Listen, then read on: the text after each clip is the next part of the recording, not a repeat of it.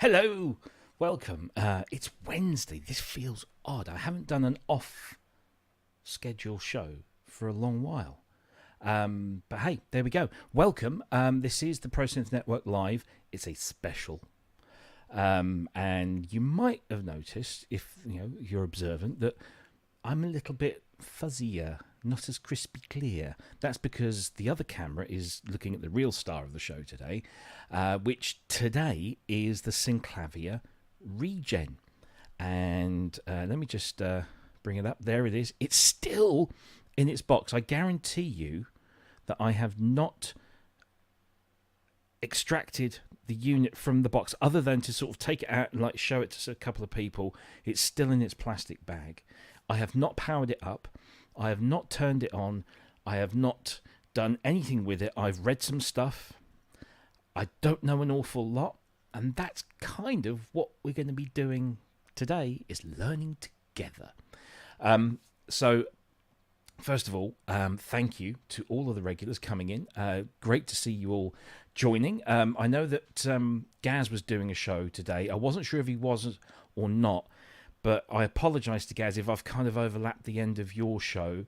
I know he was trying to kind of wrap it up, and I hope he wasn't trying to do that because of this, because we're not as significant as he, and he had a couple of great guests on. But I wasn't sure. A, I wasn't sure that he was doing one. B, I don't have this for a long time, so I've only got this really for the next couple of weeks or so. It's on a short-term loan, so I considered what I should do with regards to sharing this with you all, and I thought, well, I could sit down and try and make some time and make a professional type video, which I'm not incredibly good at. Well, I say I don't really know because I haven't really massively tried to do such things in the past. That's not my thing. I do live. I like to fly by the seat of my proverbial, and so I thought it would just be probably a bit more fun to just do this literally live. I've never used the Synclavier Regen. I'm imagining that unless there's one or two people in here that have, most of you haven't either. So we're going to learn together. Mistakes will undoubtedly be made. Errors will happen. Faux pas. For example, I got a bit of a frothy beer going. Now, I don't normally drink alcohol during a live stream, but I thought, hey, look, I'm on my own mostly, so I'll have some liquid refreshment, and I'll have one that maybe make me relax a little because I'm a little bit nervous. So cheers to everyone, whatever your tipple might be. I hope you're enjoying it. So we're going to spend, I don't know how long. I've not really set a duration for this. It's until either you all get fed up and bored and leave, or I cry into my proverbial beer there because I'm failing with this thing. But I thought, look, this is a very special comeback. The name Synclavier hasn't been in hardware synthesis for a very, very long time, and it's a big name. It's it's up there with the other brand that I am often associated with, Fairlight. So. First question of the night to Andrew. That's what I'm drinking. Leffy Blonde, which is rather tasty. Thank you very much. Now you've made my camera go out of focus because I'm using the rubbish one again. Look, I have to do that, and there you go. We're going to unbox. We're going to plug it in for the first time. We're going to hook it up to the audio. We're going to hook it up to MIDI. We're going to play some of the presets. We're going to see how it is about, how we go about making a patch, what the Synclavier is all about. And say, I haven't read a huge amount. I've read a bit. So we'll see. And if you've got any questions, then throw them into the chat. Andrew will be joining us in just a second when I bring him in. And I think Kent said he might be along as well. I don't know if Ben's joining us. But these guys will hopefully field questions, throw things up on the screen, kind of alleviate the sort of job that I normally do with the live show. And yeah, let's crack on, shall we? Before we do, let's bring him in, because if he doesn't, he gets all upset. Hello. Hello. I'm not using my microphone. I'm using the camera. Yeah, I'm using the camera microphone okay. because I'm getting a new box from Focusrite. Hurrah! That'll do. So all the audio will be sorted out. I'm really looking forward to this, though, young Robbie. Well, hopefully it will go well. What could possibly go wrong? Everything. Oh yeah, well there is that. There's that. There is that. I've tried to prepare as much as possible. So I've got my audio cables ready. I'm going to use Widdy. Take a drink, everyone. What could possibly go wrong with that? To save on the cable mess. So yeah, I want to set some expectations first. So I borrowed a Hydrasynth the other day, and I thought, oh, that'd be great. Hydrasynth, MPE. This uses MPE, but there's just not enough space on my desk. So for the purposes of this demonstration, I'm using my beloved Arturia Mini Freak, which is a lovely keyboard. It has aftertouch and all that, but it's small and compact, and it's out of shot here. That's fine, because the main show is this thing here. So I think we should just get stuck into it, and let's see what's in the box. Come on, get on with it. What's in the box? Oh, right, yeah. okay. So I'm going to just do. Actually, I'm going to test this first. There you go. Look at that. Whoa. Picture in picture. Oh, hang on a minute. Hang on before we do that. See, I'm losing it already. On you. Right. Add him to the stage. Bonsoir. It's Mr. Spong. Hello. Hello. How are you? Hello. Good. Horror. You sound like Are we out of ready? breath. You sound like you've rushed. Yeah. Okay. Let's Yeah, do no, this. something coming up. Don't worry. Something. What, dinner? No, it's all right. No, it's yeah, something Okay. silly happened. All right, cool. Okay, Move. cool. Come Brilliant. All right, let's do Unbox. this. Let's go to that. I don't know if you want to. I might just take my silly mush off there. But anyway, let's unbox the Synclavier. Let me just turn my mic, otherwise it sounds all boozy. Of the box, I know this is probably the least in, but this is kind of like Apple quality packaging, except it's unbleached. It's just brown card. There she is. But it's packaging level. It's lovely, very nice, as befitting an instrument that is 2,599 of your British pounds. So there is the unit, and we'll unwrap that in just a moment. Underneath that is a lovely plastic wallet full of what old people like me call crib sheets. This is kind of in lieu of a proper instruction manual, which can be downloaded online. These are lovely, very nicely printed kind of crib sheets with the basics on there. Now, you might just notice there the SD card. I've got to go and just nip across the room and get one of those, because apparently you need that to import stuff. We'll find out how much you need it in a little while. But anyway, so yeah, they're all nice, very, very swish. Let's put those over there out of the way. And then in the other side of the box we have a power supply. Don't worry, this US affair is removable. We'll chuck that in there because you get all of the others. So what's the angled one? That's, I don't know where that is. Is that Southern Europe, I think. Here's the UK one. That's what we want. And you get the EU one as well. So you get, yeah. And you also get two of these MIDI breakout cables, 3.5mm TRS to 5-pin MIDI. You get two of those because the MIDI sockets on the back are 3.5mm TRS, but we're not going to use those. So let me just make sure I get this on. I suppose there is only one way for that to go on, I hope. There you go. So that's that. And this is the next bit I need to take care of, is running the cable behind the desk. But I didn't want to spoil this thing. So anyway, power supply. Now this might be odd to some people, but it's where is it there? It's USB-C. Yeah. So yeah. Now I haven't checked to see whether I can power that from a regular USB port off my USB hub or not, but anyway, so let us very carefully, because I've got to pack this back up when I take it back, and when I say take it back, I'm taking this back to Sheffield, because Synclavier are going to be at Synfest. So that was the deal. They said, we'll send you this, because we're sending, we're going to bring one over anyway, or a couple over. And you just bring it back to Synfest on October the 7th. So that's what I'm going to do. You could fill that full of cornflakes when you return it. That would be good. I could put a couple of bricks in there, couldn't I? But They wouldn't know. They wouldn't know. I'm going to do that horrible thing. I am actually going to peel that off, because it's not one of the ones that's kind of stuck down very flush. It was asking. It's begging, no less. Right. So we can move that out of the way, and we can put this right there. Put the box over here. There we go. And I'll just take the lid. I'm just trying to move everything as far away from me as possible, because I'm scared that I'm going to... So, Robbie? Yes. Is that it now? We've unboxed. That's the end of the show. That's it. Invite everyone till Friday. Yeah, see you on Back Friday. on Friday. Yeah, that's good. Right. So we have got the power supply here. So let me just double check what that power supply is. What does it say on there? Electric.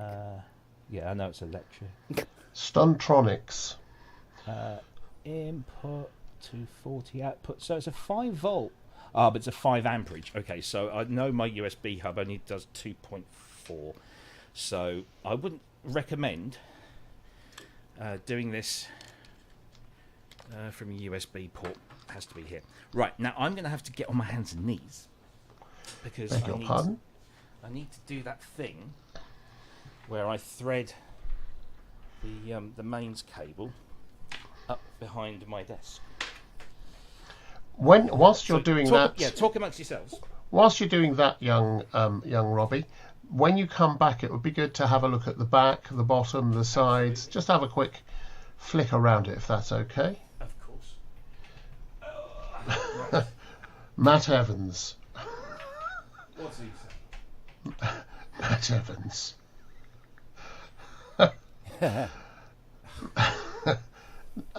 No. There's a special filter. Yeah. I've already done it anyway. Right, okay. So I have that in my library. I thought you might.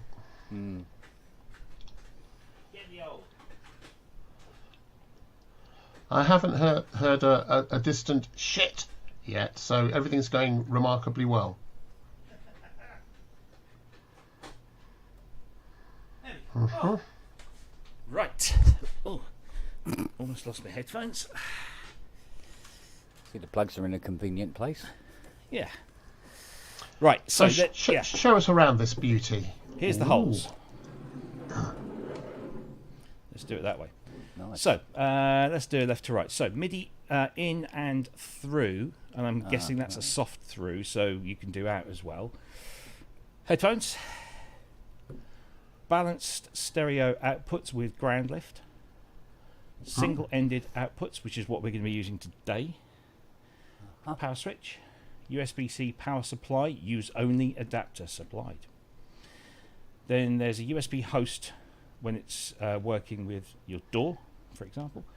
And then you've got accessory ports, so you could, if you wanted to, power your USB controllers from here. And then, I believe it's on the other side. There it is. There's the SD card slot. No SD card. You'd think when you pay £2,600 that they'd just throw in an SD card. Is there anything on the bottom that we need to be aware of? Do we think? Just pads and just Visa mount. Visa mount. Hey. So you can stick that mount. That's a cool thing. Yep. So there you go. Cool. Other than that, I don't know what those holes are for there. They're threaded on the edges. But anyway, that's it. And there's, sorry? Tilt support. Could be. Yeah. Yeah. So there we go. Now I just need to make sure that this is as well lit as possible.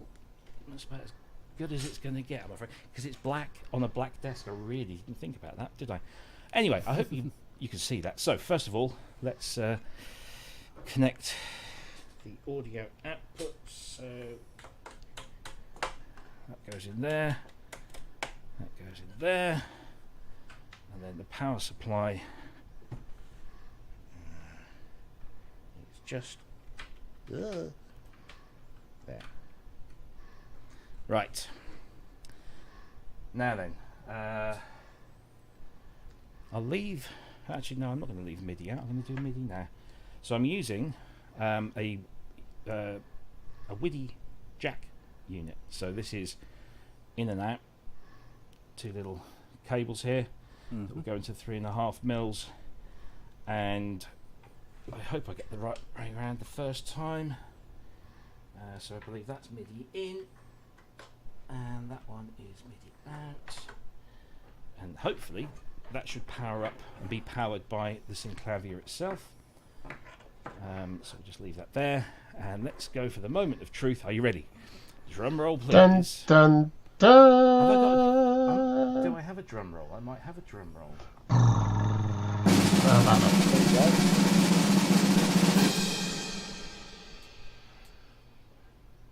Oh.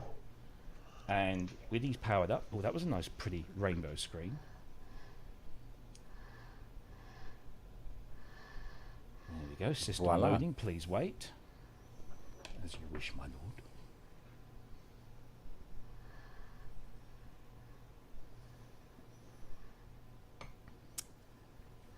Do you think it taking that long because it's the first time it's been switched on? I don't know. It's the first time I switched it on. Oh no. Right. Okay. Oh, look at that. Ooh. Wibbly wobbly stuff. So let's just do a quick tour of the surface. So let's do top to bottom, left to right. So vibrato and tremolo. These are 2 LFOs, I believe, and engaging those engages either of those functions. Note effects. You've got arpeggiator with mode, session mode, and I was reading up about how it builds up sounds and performances. I'll come on to that in just a moment. Then we've got the timbre. So we've got timbre levels, FM tuning, the FM, chorus and effects. Then we've got the envelopes, depending on where you're from. Presets, users, save. These are big, chunky buttons, by the way, and all mostly backlit. This is the library function here, so we can go through timbre samples, reverbs, and sessions. Then we have the master, reverb, phones, and volume. Home button, I guess, we do that. There we go, we go back to home. This is a help button, which is very useful. I quite like that. And then we've got up and down and load and sound. On the right hand side we have the partials, or the tracks, and you can't really see that too well because of the reflection there, but it says partials and then tracks, and you go between the two. So blue is tracks and red is partials, and I'll explain partials in just a moment, but there are 12 of those. Then we've got cut and paste buttons, which is quite nice to have on a synthesizer. This is your MIDI controller here, and I'm not too sure what that one is. We'll find out in a moment. Then we have the display. So it's a really, I mean, I'm not sure if you can really sort of get this on here, but it's a very crisp screen. It's about the same size as a screen on, say, the black box. Actually, it's almost up. It's probably 2.5, 3 inch screen. It's very crisp, very clear. And then you've got the VK here, which I guess is just the voice display. So that tells you what voice you're playing with, and then this gives you all the kind of detailed stuff.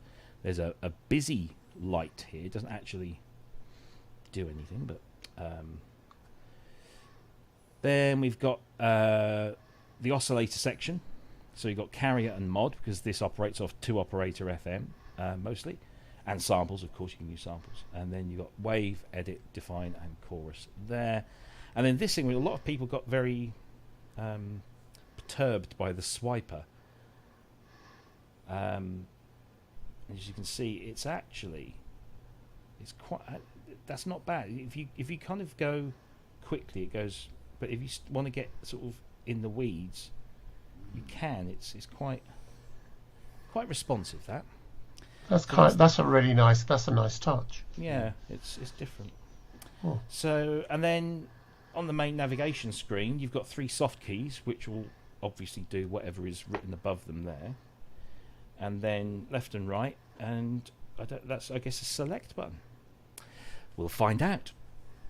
Now let's turn on the Microfreak controller, and hopefully this will then start to flash quickly. And oh, that one's going, this one's not. Ah, maybe it's because I've got it plugged in wrong.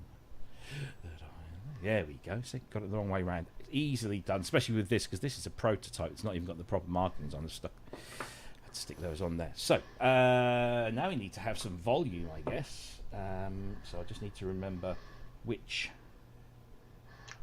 Right at the bottom, master section. Yeah, just my mixer here. Sorry, getting my mixer right. So. Woo! We have no sound. Oh no, there's sound going through. Why? That's interesting.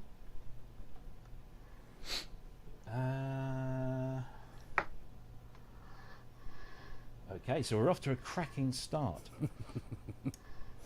Right, preset. Let's go to touchscreen there. Yeah. Which isn't. Obviously, oh, these, look at that, you've even got photos. You can put like a artwork in your banks. That's rather cool. So Regen Warehouse, a trove of expertly developed timbres employing Regen features. Okay.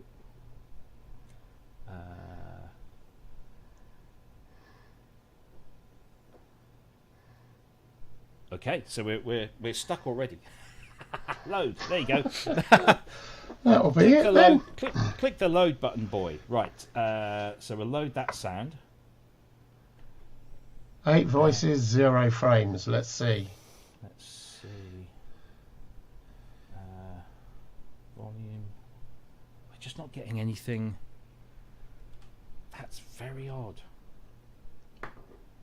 There's definitely MIDI going in and out. Okay. Phone's volume, master volume is, well, we don't really want it that loud, do we? Okay. Maybe we have to go. Maybe it's because maybe we need to route the audio output. No. Well, we're off to a cracking start, kids. I told you this was going to be interesting. Use the test tone button to set your audio levels. Audio output selection. Here we go. Right, so read the effing manual. So we're going to press the home button. I'm going to go to setup, and then up and down, and the swiper are used to make. So we've got display brightness, we've got panel brightness, we've got USB input, a controller, and then we've got the audio buffer, that's fine. Output style is composite. So audio output is 2. There you go. There we go. We've got some sound. So, okay. That's good.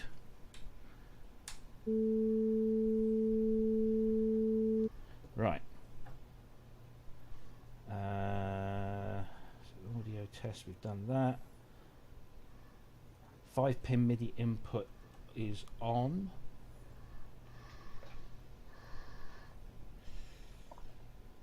Bluetooth hardware is not available, so that's okay, that's fine. Okay. Right, so why are we not getting any response? Interesting. Right, load.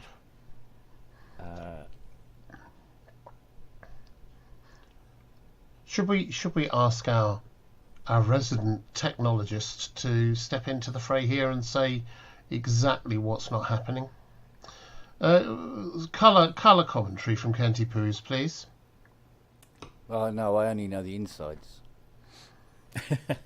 Said the gynecologist. Yes. I get in the weeds, as it were. How lovely. I know. So you can hear the test tone, but you can't hear any sounds coming out. Not getting any sounds. Okay, let's see if we can isolate this issue. So I'm going to take those out of there, and Because that's still showing a sound or a level. Actually, it's not showing a level. There was never any VU, so no, there was never any VU. So Okay. let's see if we can do this in a slightly different way. Tell you what.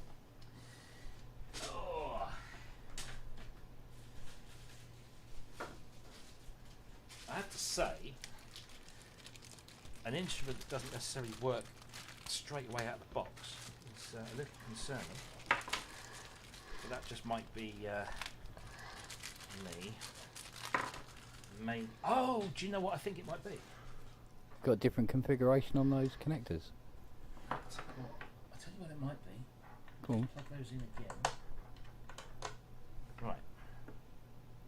So I wonder.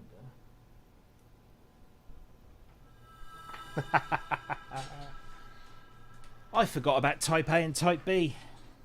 On TRS, there's Type A and Type B. Yeah. And I got the wrong typeset. There we go. We have audio.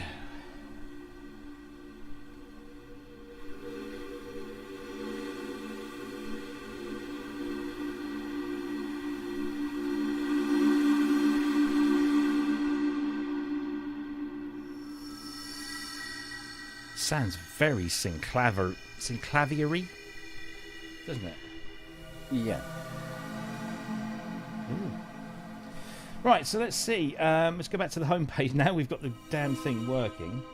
Let's go and load a sound. So, okay.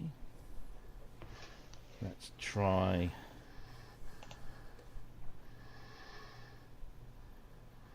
Are we sure this is FM and not a wavetable, says Pendle Stephen.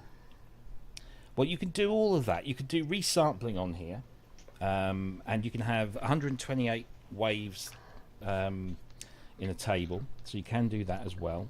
But it's predominantly FM, but you can also use samples.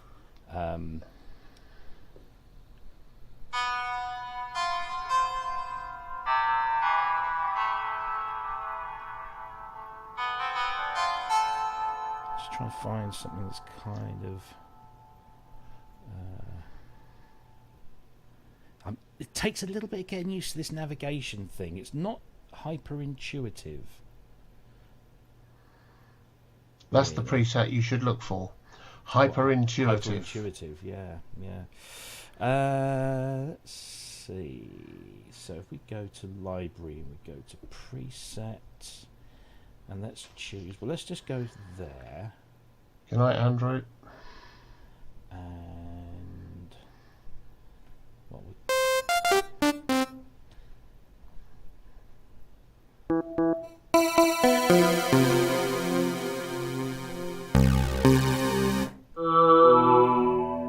Just trying to. Here we go. Here's one with.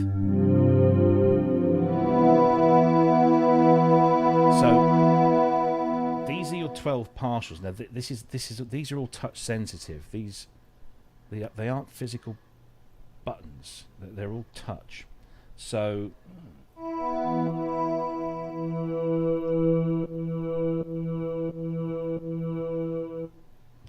So if I want to, I can solo each of these. So that's partial 1, that's partial 2, and they're all pretty much the same in this patch. Although it's only 5 voices, so I think you've got. Oh yeah, is it? It had all the.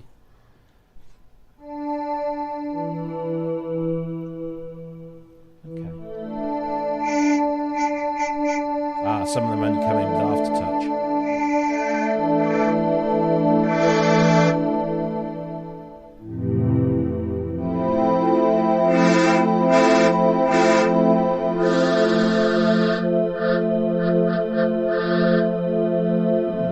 Interesting. Let's go back to our presets, and Did I see Anthony Marinelli? in the chat. Library. Oh, there was an anti. I thought it was in the chat.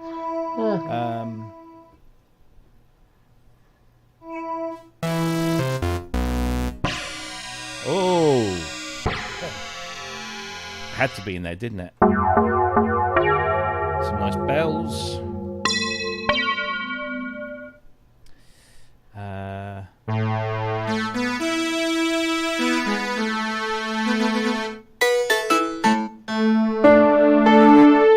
It's a bit loud, isn't it? That's quite nice.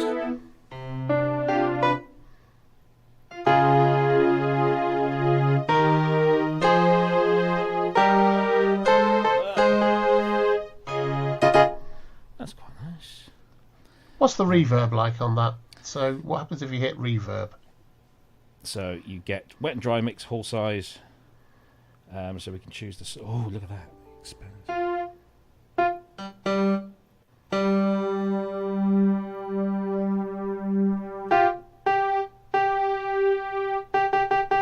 It's not actually. That's not really doing anything, is it? It's odd. Yeah. I know you can do reverb at a voice level and at a master level. Maybe that's a routing thing. Yeah. Maybe you need to route through to the reverb to have that available. Right. Gotcha. Yeah. Let's go back to the home. Go back to. Gosh, this is so. So Anthony's got some pianos and keys in there. There's Red Sky Lullabies. Library. Paul Schilling's got one. Our friend Kevin Maloney's got a library in there. Ooh. In Halt. He seems to have a library in everything these days. Jamie Liddell. Lee Fleming Smith. Drew Music. Gary Chang. Selected legacy samples. 350 original sound files. Sound design tutorial. That's interesting. So let's have a look at. I like Kevin Maloney's stuff. Let's load that. So we've got some drum sounds here. No, that wasn't a drum sound. There we go.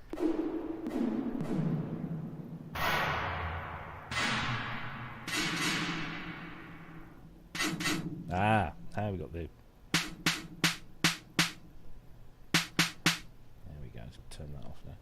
Right. Let's go back to the presets.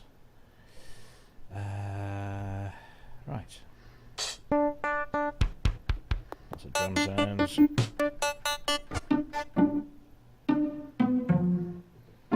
These sound like sample-based things. Yeah, so this is just like kind of first impressions at the moment. I'm going to try and go into each section in a bit more detail, but just learning my way around the synth. Have anybody got any questions thus far? Let us have a look.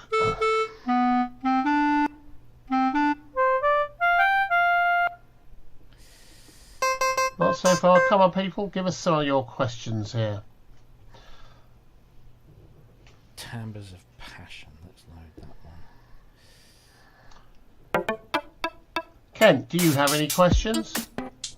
No, not yet. I'm still just drinking it all in at the moment.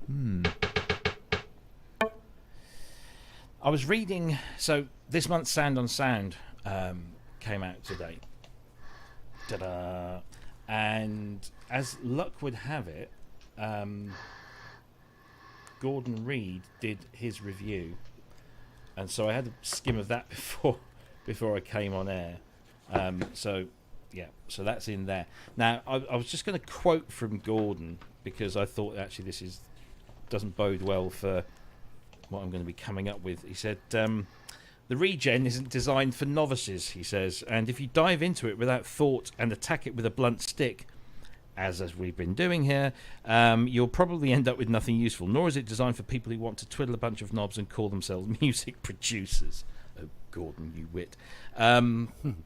Sure, there are some happy accidents to be had, but it's only when you study the system and start to plan sounds in advance that the depth and the power of the Synclavier engine reveals itself. The learning curve, he said, is undeniable, even if for someone with prior experience of a Synclavier 2.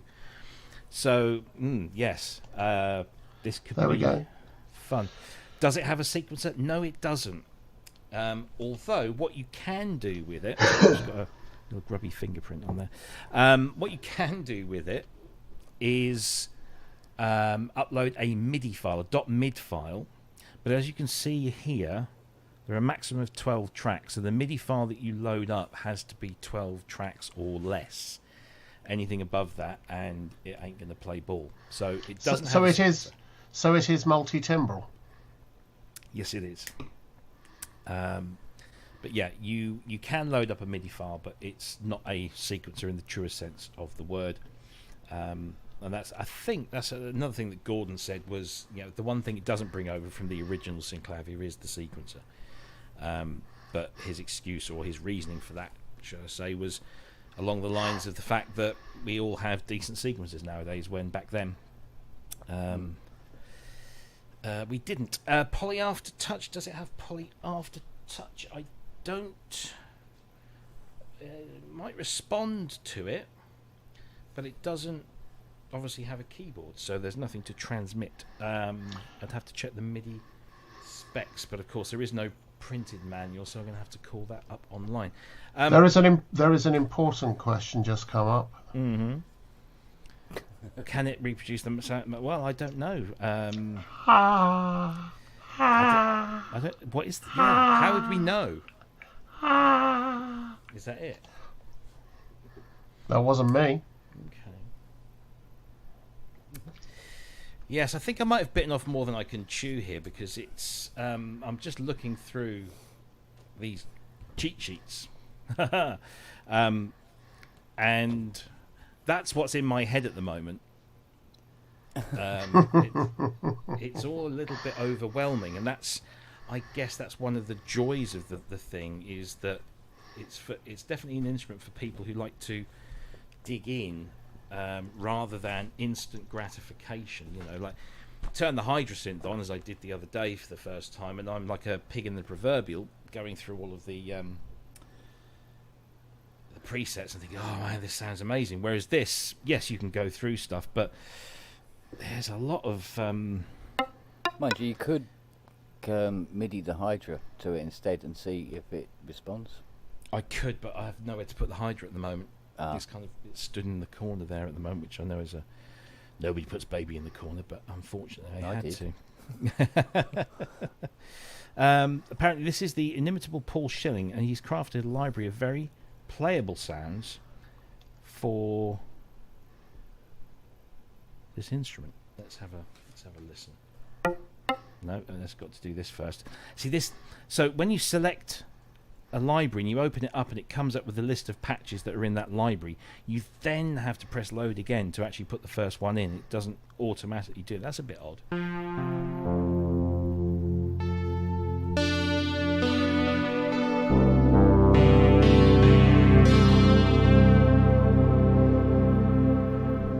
Yeah, that's definitely playable.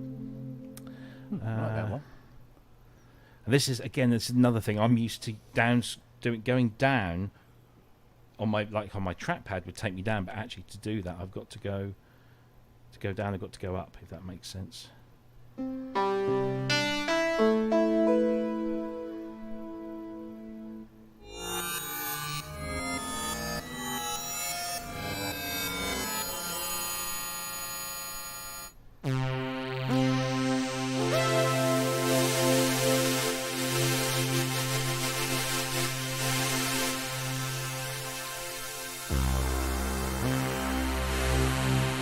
Distinctly digital,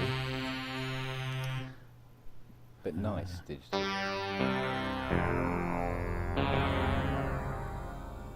This is quite a nice one to kind of demonstrate, I guess, the different partials in your. So if I go to partials mode, so this is partial 1. Which is pretty nondescript, and then you've got that one,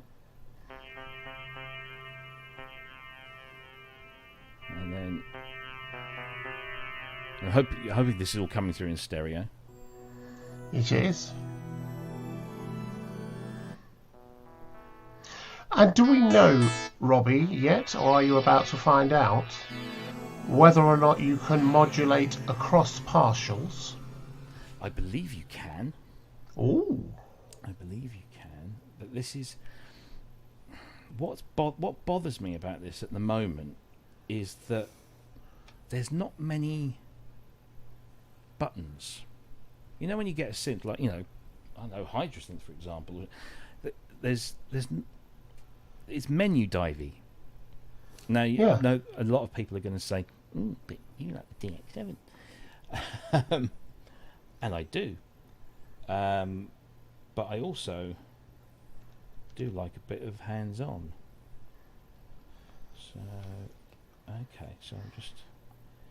This really is, it's not intuitive. To start with. Yeah, straight off the bat, it's... Oh, yeah. Edit harmonics. See, look, I mean, there's just loads of number tables and... I mean, this looks like a screen on the Fairlight where you put in the different harmonic levels and... Or do you remember we recently reviewed the Cherry Audio? Oh yes, the Harmonia. Yeah. The Harmonium. That it looks like that. So that's per voice, I'm assuming.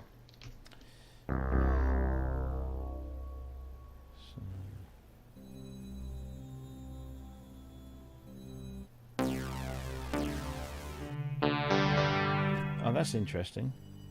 So I've got the choice here for the carrier here is either going to have an additive carrier or a subtractive carrier. I have samples as the carrier. I can analyze a file, which is to say there's nothing available because I need to put something on an SD card. And then there's a hybrid, which I guess is all of them. So that's the synth mode. So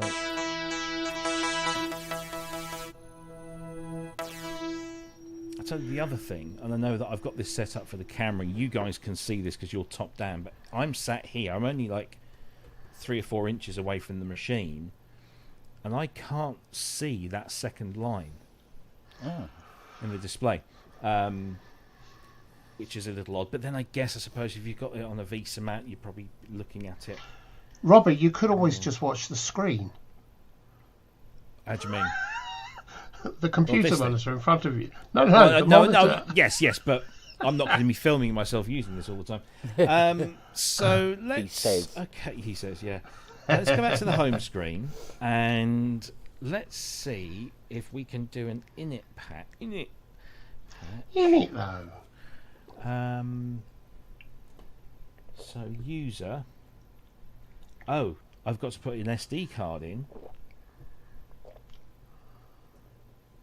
for anything that's user. Now I did read about this somewhere that the SD card is absolutely essential if you're not going to be messing around with the presets that are in here, which of course is what we're doing. So maybe I've got an SD card. I've got one, but I don't think I've got a blank one. Oh no. Because I'm assuming it will probably want to format it. I don't Kent's got a notebook and crayon. It's brown. I will think about where I've put my SD cards, and yeah. So Steve says need to give it to Loop Pop for a week. I think he already had one. He had one when it first launched. Conrad Gibbons has asked if you could zoom in a bit. Can we? Can you zoom in any more on the whole thing? Just we go. Not quite that much. I think just zoom in. There we go. Sort of more like that. Yes. How's that? How's that, Conrad? Better. So timbre. Let's have a look here. We got. I guess a little SD card in the box with it wouldn't hurt, considering it seems to be a critical component in exploring the machine. Yeah, even if it was a little useless one, if you know what I mean. Yeah. given that I bought, what did I buy? Oh yeah, it's the black box that came with an SD card, and that's a quarter of the price. No, less than a quarter of the price. It does seem like if you're gonna, and I'm assuming that this is what they sent me was a retail package. This is what you get when you order. Then yeah, it does seem a bit mean not to stick a £10 SD card. Have you looked through all the packaging? I'm just wondering. Yeah, okay. Yeah. It's not under the foam or anything. No. It's not down the back of the sofa. No, there isn't a sofa. Oh right, okay. Do you know what we need? We're doing one of these proper top-down videos. We need desk decorations. There we go. Let's put Neil and Chris in shot. There we go. You can see the tops of their heads. There we go. There we go. Makes me feel a bit more at home now. I've got the Pet Shop Boys. Funny, I thought they were taller. I thought they stood up straighter than that. Yeah, they seem taller on top of the pops. Must be the camera. Must So be. let's go through. Let's have a look at these. So load. So these are original selected legacy samples from the original. Now I wonder. There's quite a few here. There's drums, special effects. I saw a didgeridoo. There we go. Did you report it?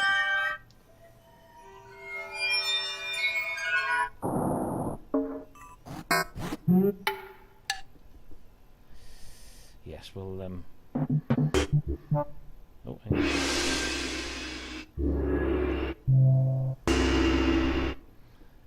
Fight. Yeah.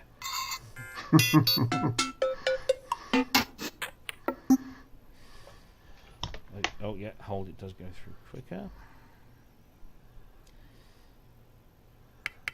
Lots of percussion in here. Synclatron, you're very naughty.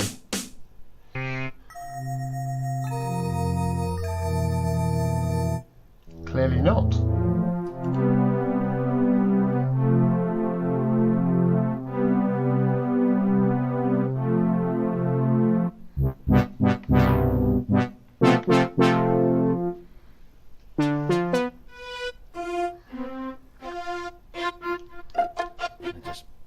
Samples, aren't they? There. Gary Chang one hand clapping provides a collection of closely recorded hand percussion. I've got to say that's not the most inspiring library to put in there. Drew Newman wields his talents on the Synclavier. The result is a showcase of sample mangling and FM prowess. Well, let's take him up on that one. Barber pole bass.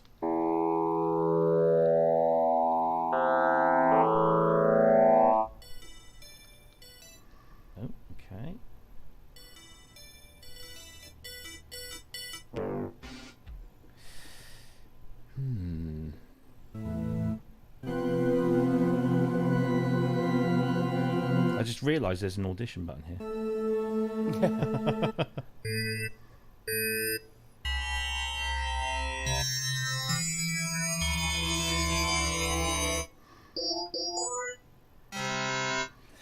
Yes. All very, very digital. It's a lone synchrotron. It's not. He hasn't bought it yet.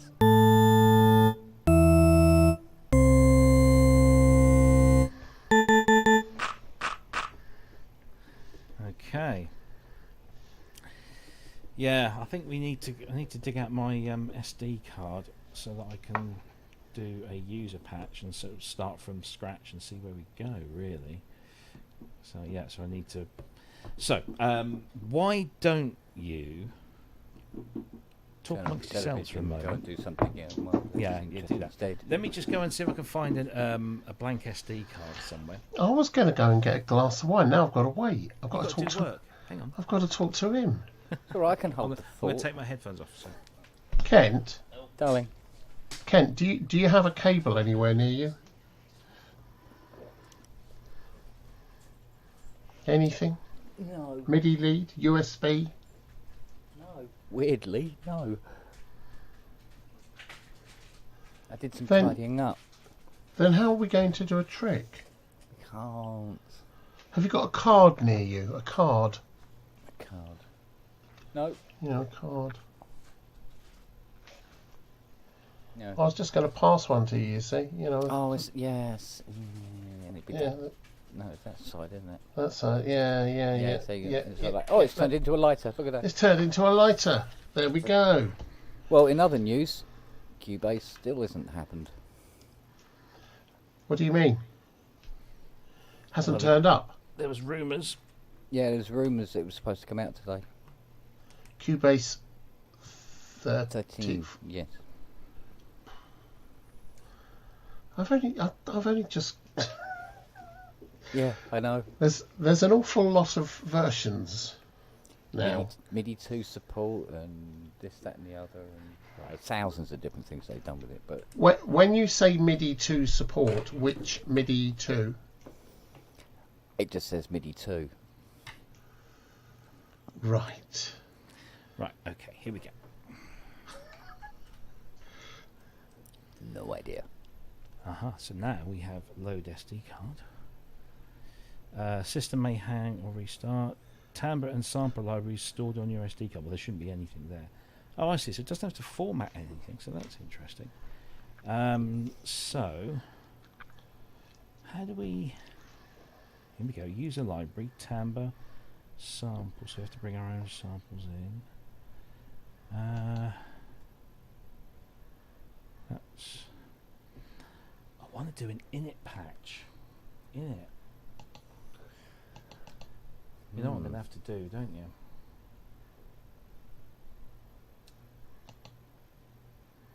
That was the other thing that I was wondering.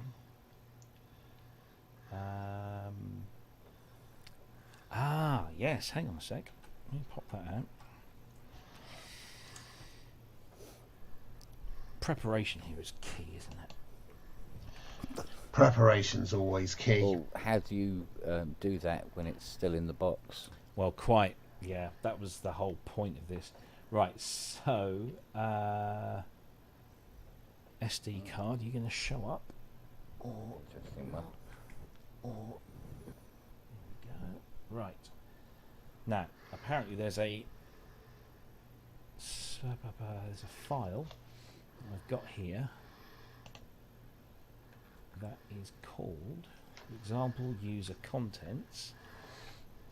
So I'm just going to expand that, and there we go. Right, so we're going to put that on there. Aha. Right, so now we've got some contents. My example library. There we go. Right. Okay.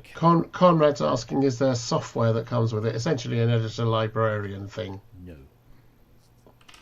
Yet Not- or no? No. Yet. Well, not that I've No. seen anywhere. No, okay. So No. right. No. So load SD card. System may hang if card is removed. There we go. So we go. Right. So user.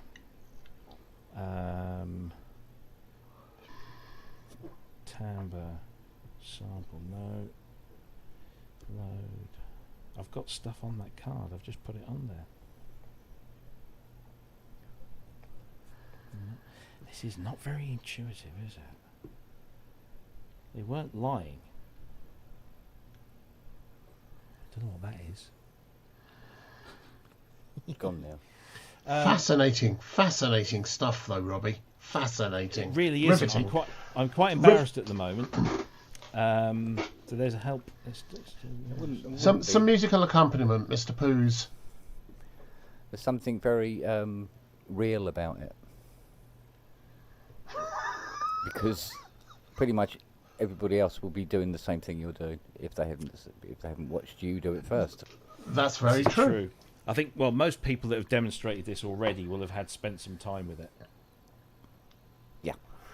And I haven't, but I think maybe that's getting across the point. And set it all up so it just works as soon as you turn it on. And, Yeah. And I mean, sleek as shit. Sort of let's be honest. We press the preset button, and we have a whole bunch of presets that we can then go through and play. But nowhere to say to start, to initialize, or to save it's like, new versions. Init patch. So I go to user, and it's got user. I've got my user library. So choose partials, but I haven't got. So there's partial one. No. But I'm working on the preset that was in there before, which doesn't make sense.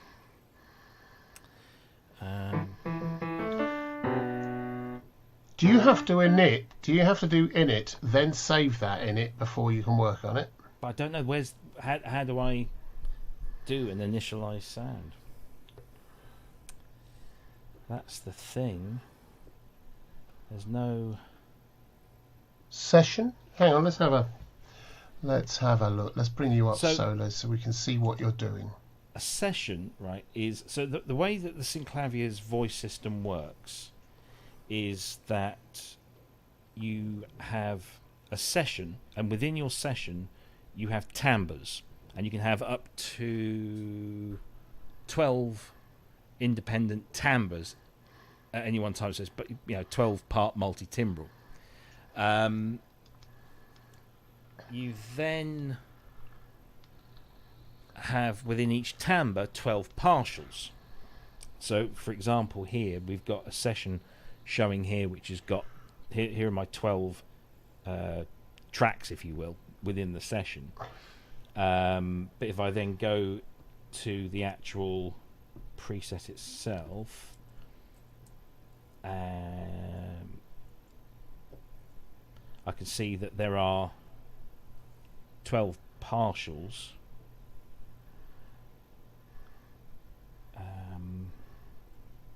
That doesn't see, the buttons don't do what you think they should be doing, which is really quite disconcerting.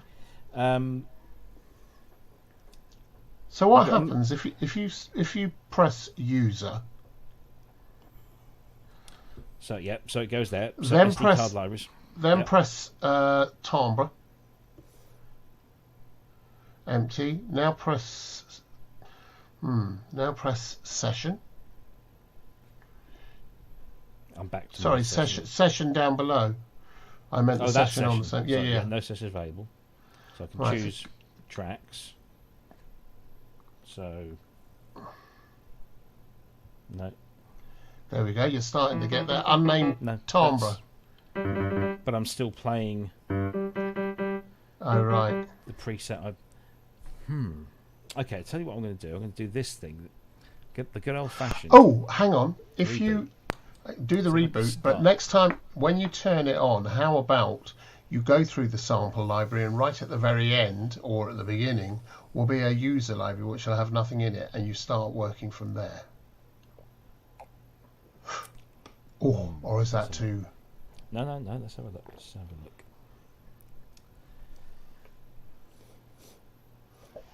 I've got all of those already on.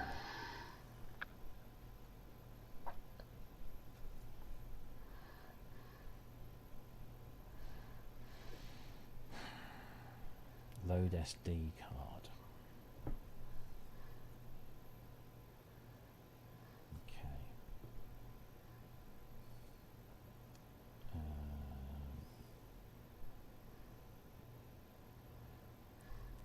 Doesn't seem to be any. It says user library 1.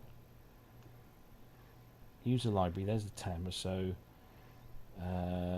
choose partials. Cancel choose. Sample, no sample. Perhaps if you start off, because it's empty, hit carrier. Let's start working from the oscillator up. There we go. Yeah, but that's from the previous thingy, isn't it?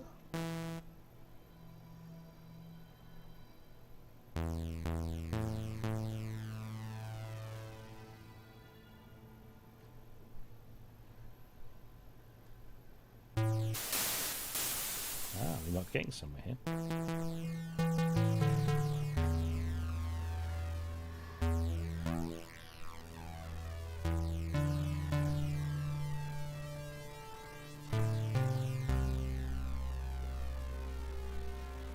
so let's go to that one.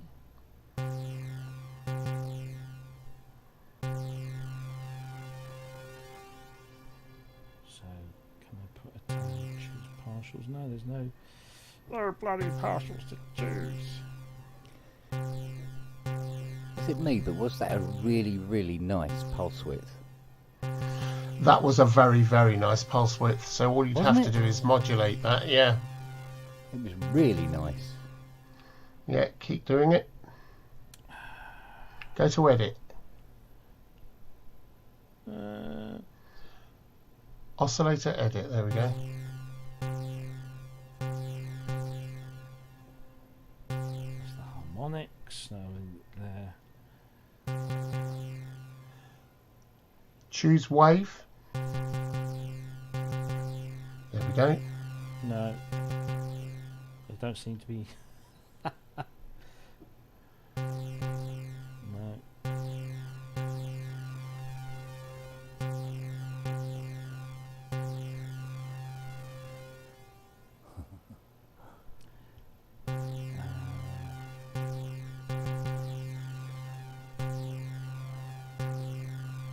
Oh, I can hear that. That's definitely doing something.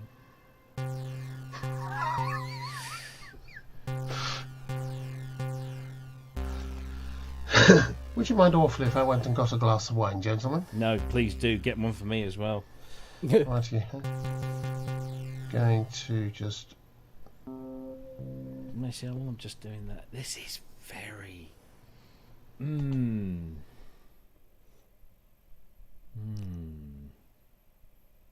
you have a PDF of the manual for this? There is. Let's see. Operator manual. Here we go.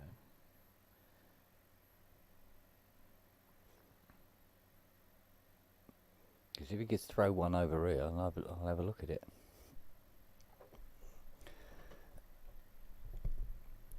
While you continue your kitten tickling. Kitten tickling, yeah. There was a help button on it though, wasn't there? There is.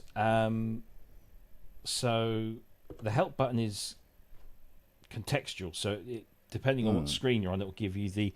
So if I go to user, let's do that. Let's do user. Choose your library. So it's just telling you what the buttons do. That's it.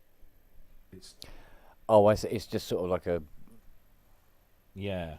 Yeah. I was gonna. I'll throw the PDF single level link help into private chat there, so you can download that. I'm going to open it up as well. Well, thank you kindly. Didn't realise they've still got all the old Synclavier, like the actual, Synclavier 2 and Synclavier 3 manuals. Yes. Available on their site, but that's not going to be any use to me tonight. Right. Okay. Let's kill two birds with one stone. Have a look in here. The manual is of some heft, isn't it? It is. 181 pages.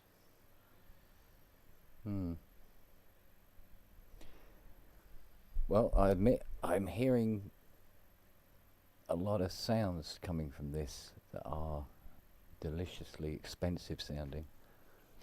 Bloody ought to be. Well, yeah, but nonetheless, I've heard some very expensive synths that haven't sounded expensive in the past. So, right, let's have a look at this.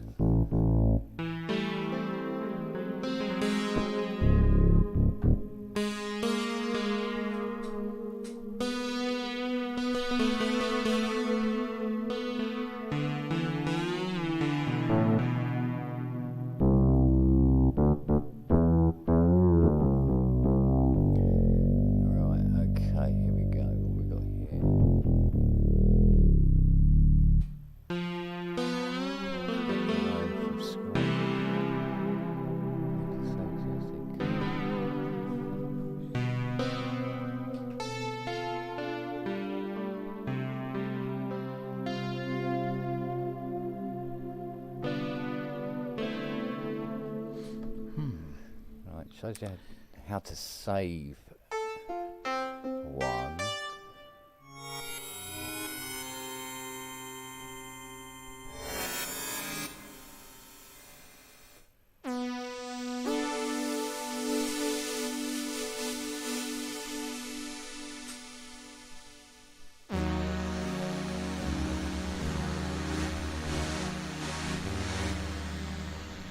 Oh, so you can plug a QWERTY into this. Can you? Oh, yes, you can, yeah. Yeah, and you can change your sound names and stuff with it.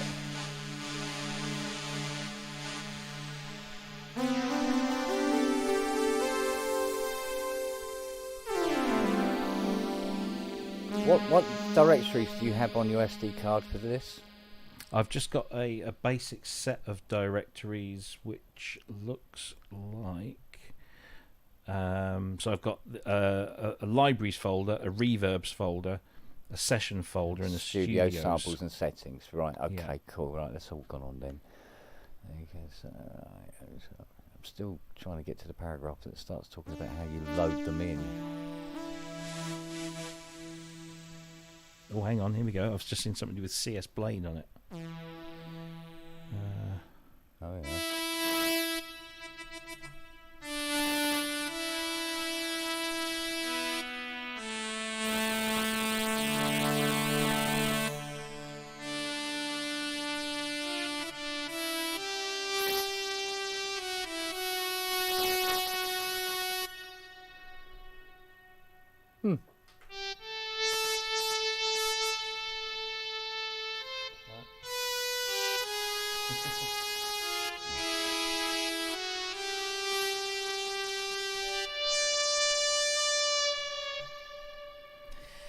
Not bad. Very badly played. I keep wanting to touch that screen because I'm so used to touch screens these days. I wonder why that isn't a touch Do you know what? screen. It'd be really nice if it kind of... I know it's very small, but it would be kind of nice if it was sort of touch. But there again, the resolution on it would have to be very high. Yeah. Right. See, this is what I call a Synclavier sound. Yes. Multiple layers, or should I say partials? All these partials coming in and doing their going own on at thing. once. Yeah.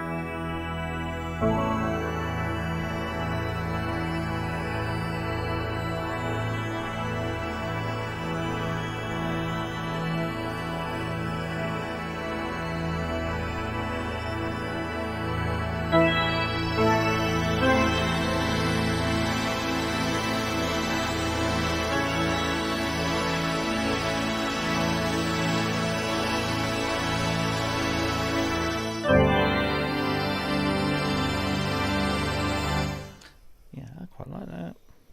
Tron lead.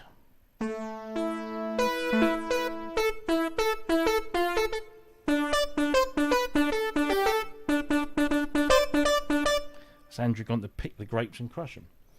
I think he has. Oh. Well, you know how long it takes for wine to ferment. Yes. It can't be rushed.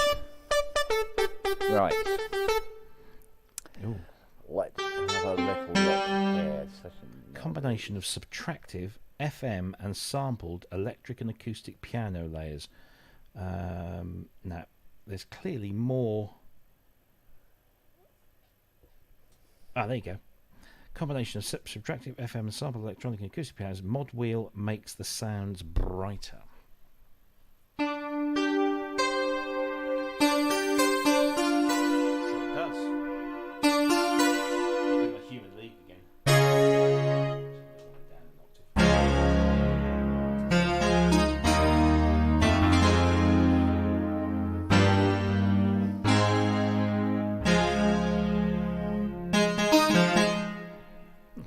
There probably won't be a copyright strike on that.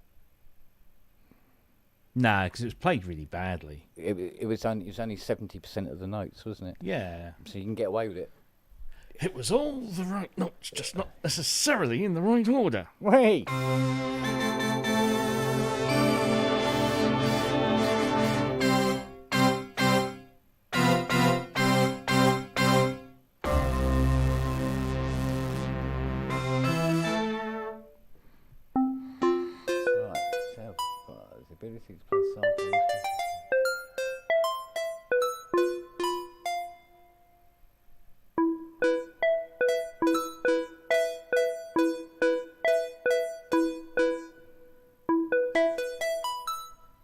there is. I got the arpeggio.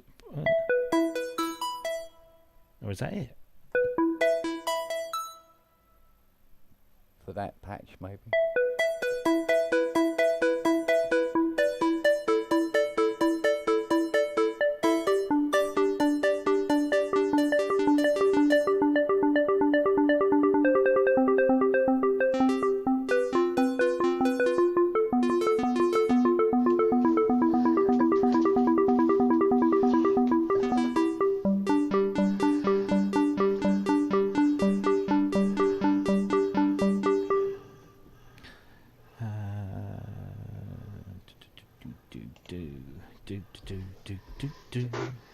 Come on and do the conga. Right, I've had a look through the manual. Okay.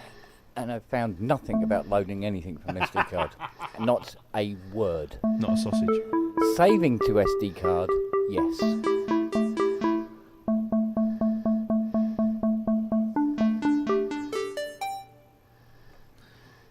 Okay.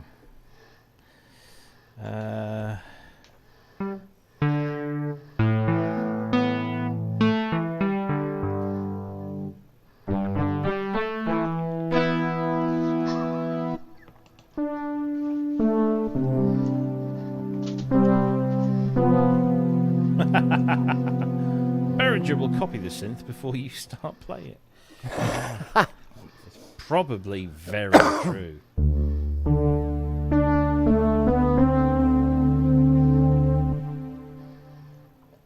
I think a lot of these presets are quite dry, aren't they?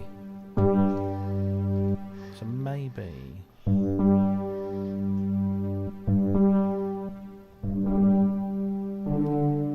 Partial crossfading.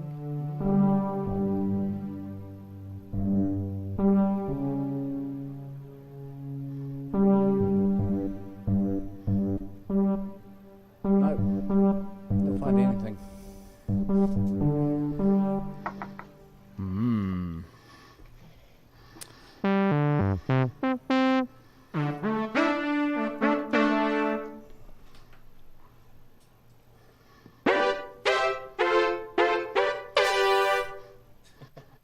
No. No. Get out of my shop.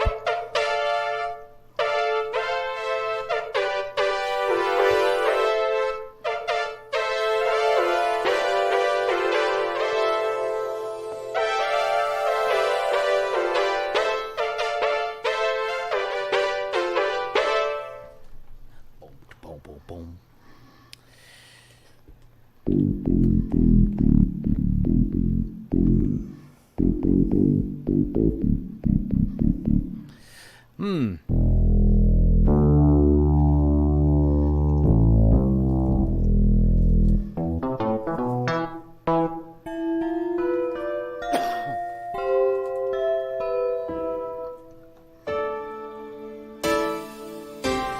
That's nice. Yeah. What does that remind me of? Digital Native Dance? Yeah. On the D50? Similar.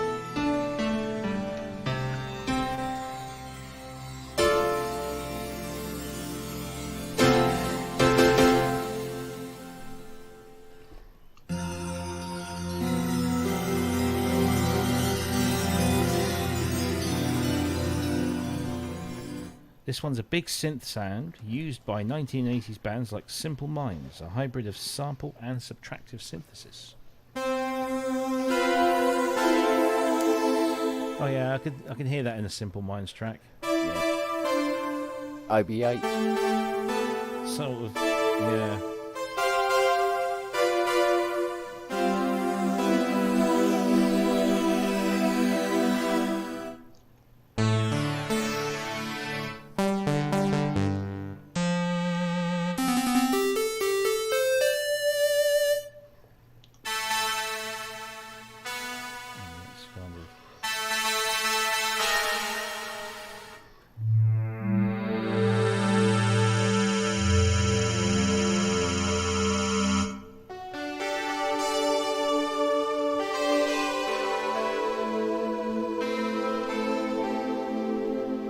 So what I'm reading through the descriptions here, like this one here says moody and expressive bell pad like sound, mostly subtractive with 1 FM partial.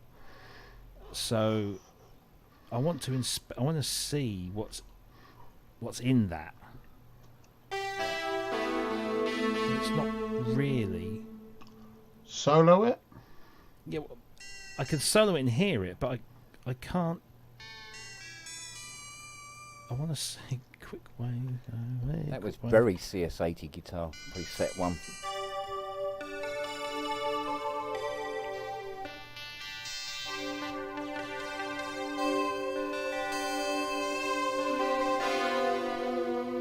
It is nice how you can sort of hear how all those different partials work together, but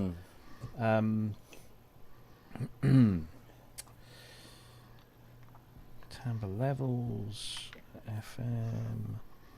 If I can be brutally honest, though, I tell you what, I'm not hearing. 2,500 quid's worth.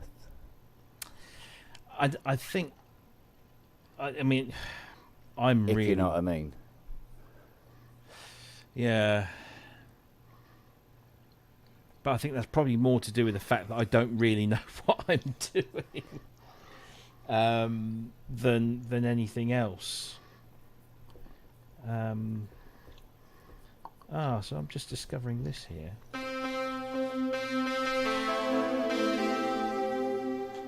Okay.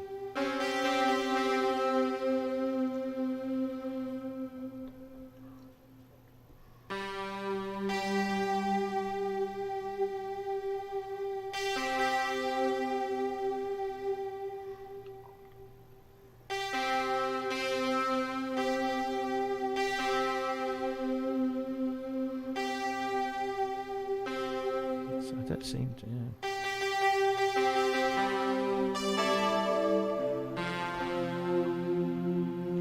What I'm not seeing here is how you can tell which voice you're editing or which partial.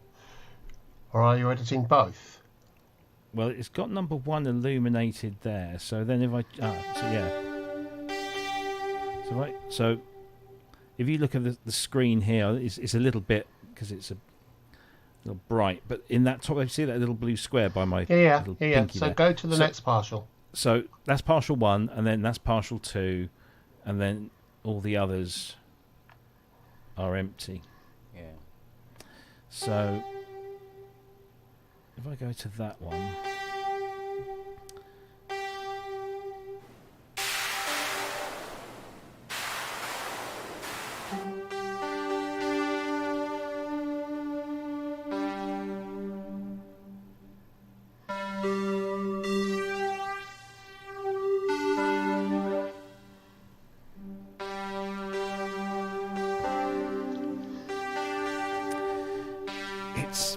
I tell you what, Gordon wasn't kidding that this is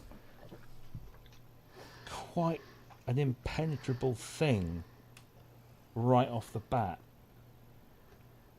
And I can imagine that you would have to sit here with this and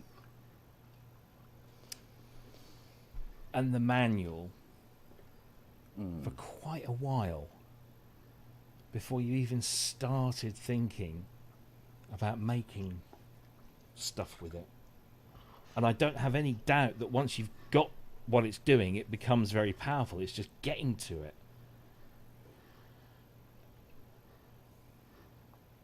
Yeah, I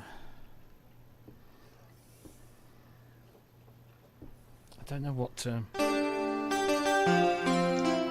So, what do you make, for instance, of the reverb? Well, it's difficult to say because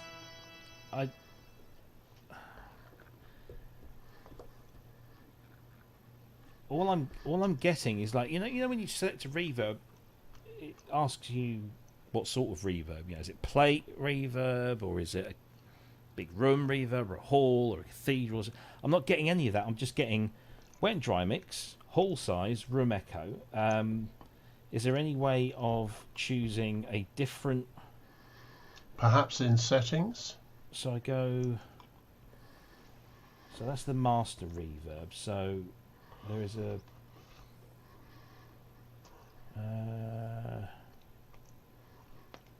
So let's go here. Here we go. So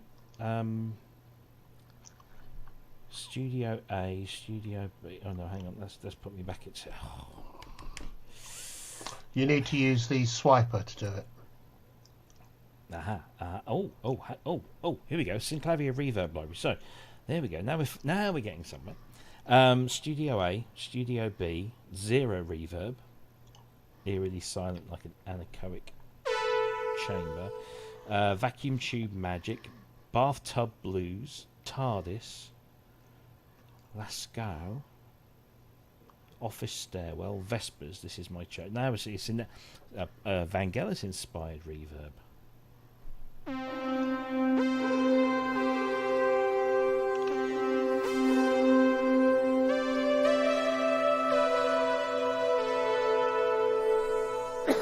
Yeah, I can see that. Grand Canyon, Grand Central Station, Echo Chamber, Squash Court. Where was that anechoic one? 0 reverb, that's it. Oop. So I select that.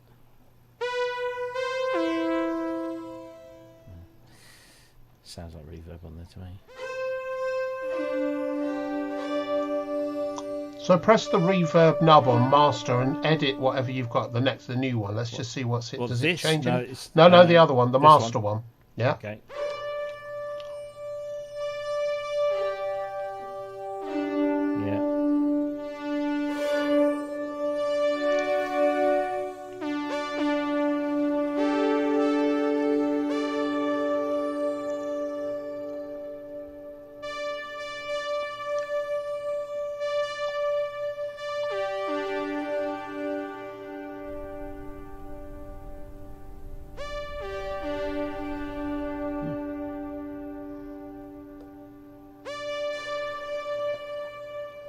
Okay, so we're...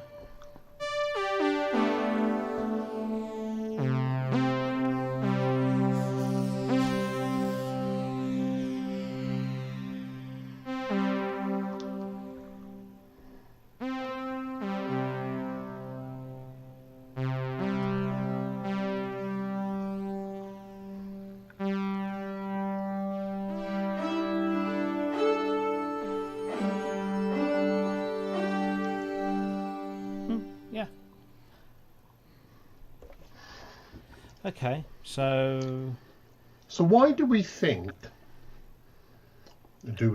this is a 500, 600, whatever it is, $100 synthesizer? What makes it worth that?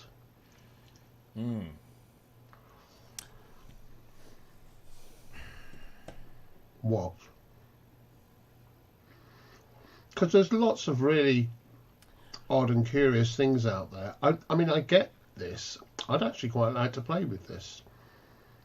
And at 1,500 quid, I'd be thinking about it. Maybe 1,200 quid, I'd want to get it. 2.5 grand, I can't quite see. Yeah, I'm not.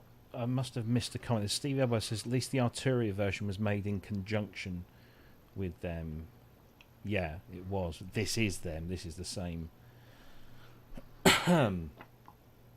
So they own this, the brand. This is still Cameron Jones, yeah. It's Cameron still Jones. Cameron. Yeah. So what makes this? I think if you come at this like just a traditional synthesizer, like I've been trying to do tonight, you are going to come unstuck straight away, because this isn't a traditional synthesizer in a number of ways. Its interface is very different.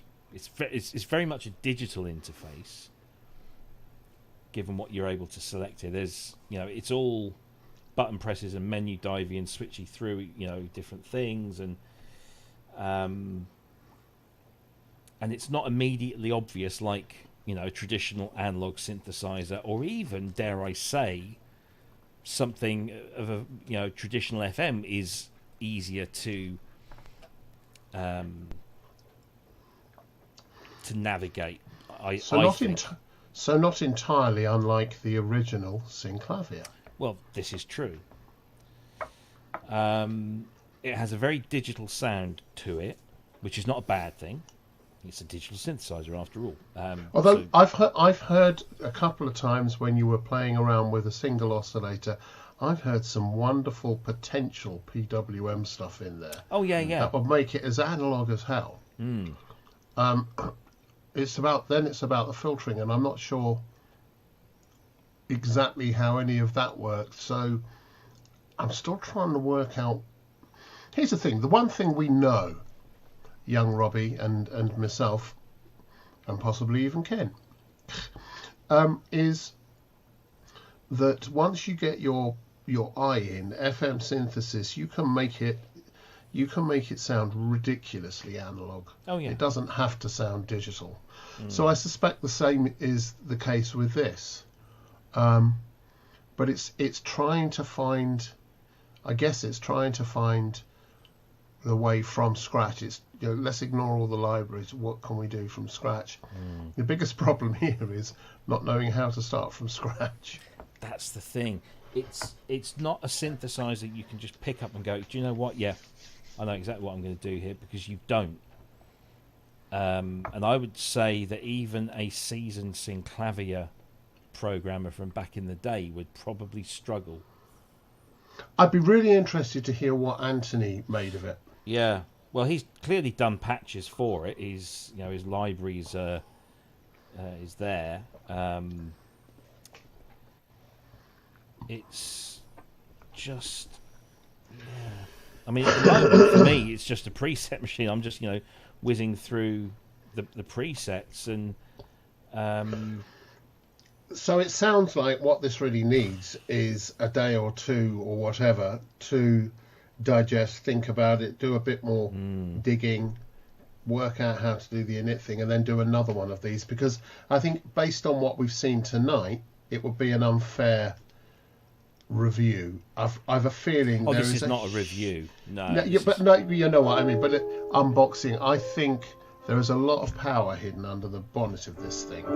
It's just how the hell do you unlock it, and how do you navigate your way around with confidence to get a particular result. Indeed. This is another thing.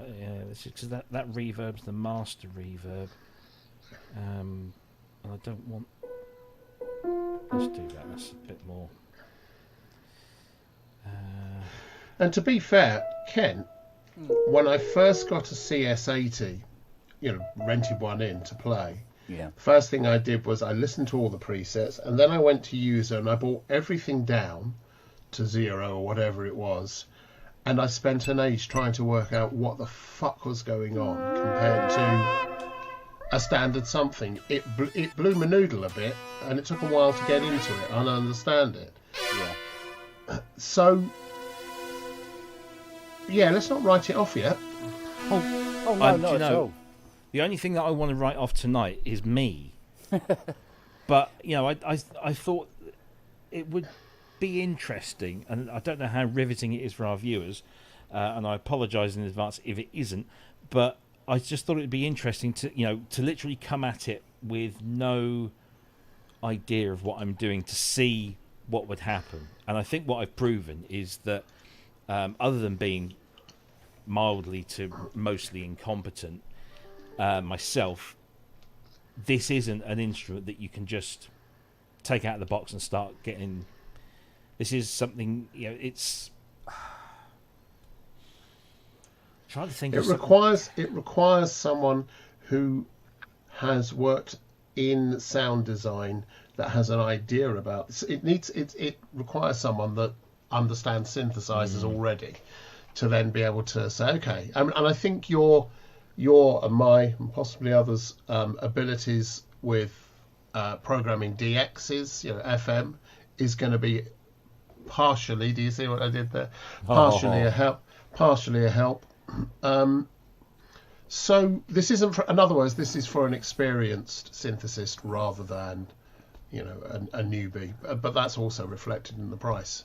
It's the poison chalice syndrome here, isn't it? I mean, if it had more buttons on it to make it appear, or seem to be, or possibly make it easier to use, then there'll be complaints about, you know, as a desktop unit, it's a bit big, you know. So, yeah. And I suppose at the end of the day, you know, we're all used to being able to just walk up to a keyboard, push a button, and, you know, be wowed. And sometimes things that are really good need to have the work put in first, I suppose. This is like one of those scientific calculators you got when you'd had a calculator that just had all the plus, minus, subtraction, division, addition, whatever, multiplication. It's like one of those, and you suddenly get a scientific one, and you go, what's going on? Because you've accidentally pressed sine or cos or something, you know. It's a bit like that. You kind of look at it going, I've no idea. But actually, it looks like there must be a workflow to this. It's just divining what that is. Once you've got that down. I will give... I'll give them some credit. I'm just going to throw this up onto the screen. So this is...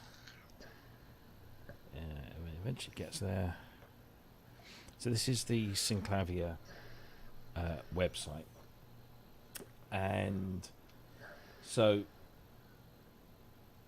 that's one thing I haven't checked is whether the firmware has been updated, because some of these things might be a little easier to navigate based on feedback. So there is instructions, release notes. There is there is a page. I'm just trying to find it now, that has tutorials, videos, a whole bunch of stuff. Why is this taking so long to load? So there's Lou Pop's one, which is, I think that's the first one I'm going to go and watch, is his, because he does some really cracking tutorials. But there was... here we go. Regen Quick Start. So you go here, eventually. So you've got some PDFs to help you go, which I think are basically what, you know, these cards that came with it are. But there are some quick start videos and tutorials here, which I will go through. Have you seen that there's a help button on it? I didn't see the help button. Did you try the help button? Yeah, we've done the help button. It's a bit rudimentary. Okay. So the help button tells you. So, for example, it's all very contextual. So, depending on what section you're on, there'll be a few little words like that. Or, for example, if you go to the preset page and press the help button, it just tells you what the direction buttons do. I mean, it's not a very deep help function. I'll give it that. What I'm going to do is I'm going to go through these tutorials and figure out how to do basic patch creation, and then I think if I've got the time, we'll do another maybe midweek thing. Yeah. And if there isn't one, it's because I haven't figured it out. But we'll try and do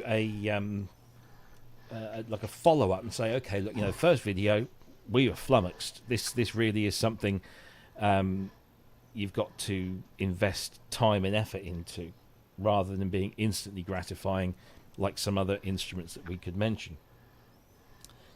I need to learn how to use this thing, is the bottom line. And that, it looks like Synclavier are making a lot of that stuff there. I'll get the manual. Mind you, when you got your first CMI, you were probably in the same This was position. exactly the same. In fact, it took me ages to get it to make a bloody sound. And if that's what this is promising at $2,500 as opposed to 250,000, then this is not a bad thing. Yeah, see, with the Fairlight, the way that you load sounds up and then assign them to play is not at all like how we do things today with a sampler. You have to, because I remember I opened the directory, I found the sound I wanted, I pressed the load button, and all I got was a single voice across the whole keyboard. So I couldn't play chords or anything. It was just, so how do I get it to play chords? And I didn't have the manuals to hand at the time, so I was just like going through each of the pages, and eventually found a page that allowed you to set the polyphony and whether it was a stereo or a mono voice and which output port to assign it to. And once you've done all of that, then you can play a sound. This is what people these days with samplers don't necessarily understand. You don't just double click on something and it's there all mapped out for you with a sync. But it is the power. It was the power of these things. Yeah. I remember with the Fairlight being able to put different tuning or slightly different tuning on each voice or do different unison things. It was totally different from, because the S1000s came out and then, the 3000s and whatever, 3200s. And you got the same kind of functionality, not at the same bit rate, but you got the same kind of functionality, but it never did that voice doubling unison thing that you got with the Fairlight, and the ability to assign the voices in that way was quite extraordinary.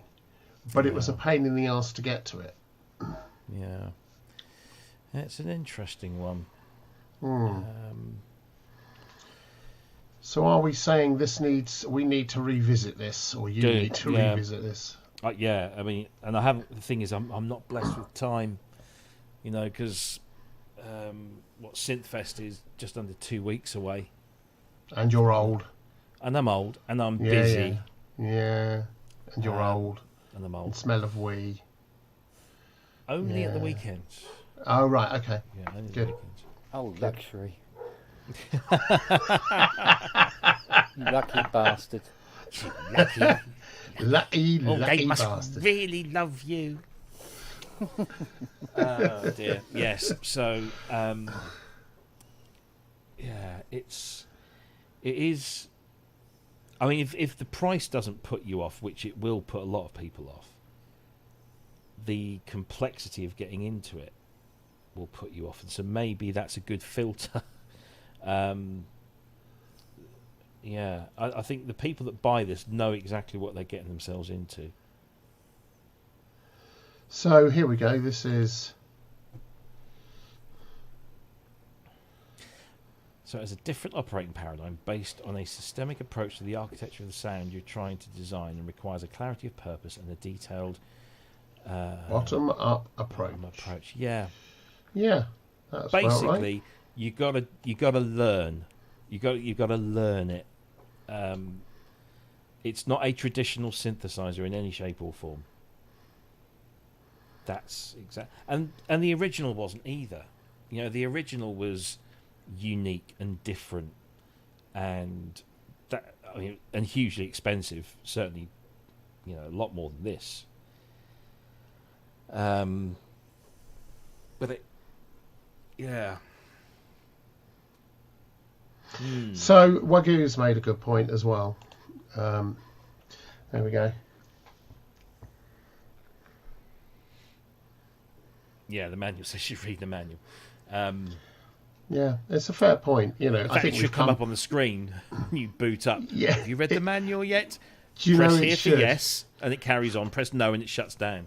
For once, RTFM. Absolutely. RTFM. Absolutely. Yeah, it's. I mean, it seems you look at the interface. Let me just bring this back up full screen. There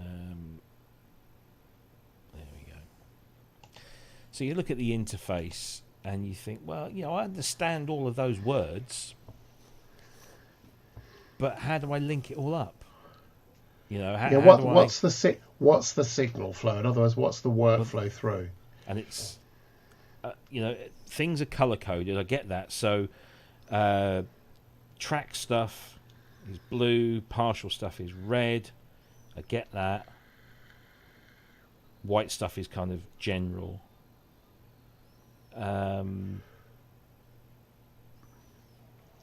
And yellow stuff is what Kent has a problem with all the time. Yeah. So this is where I think I should be understanding what's going on here, but I'm not correlating what I see on the screen.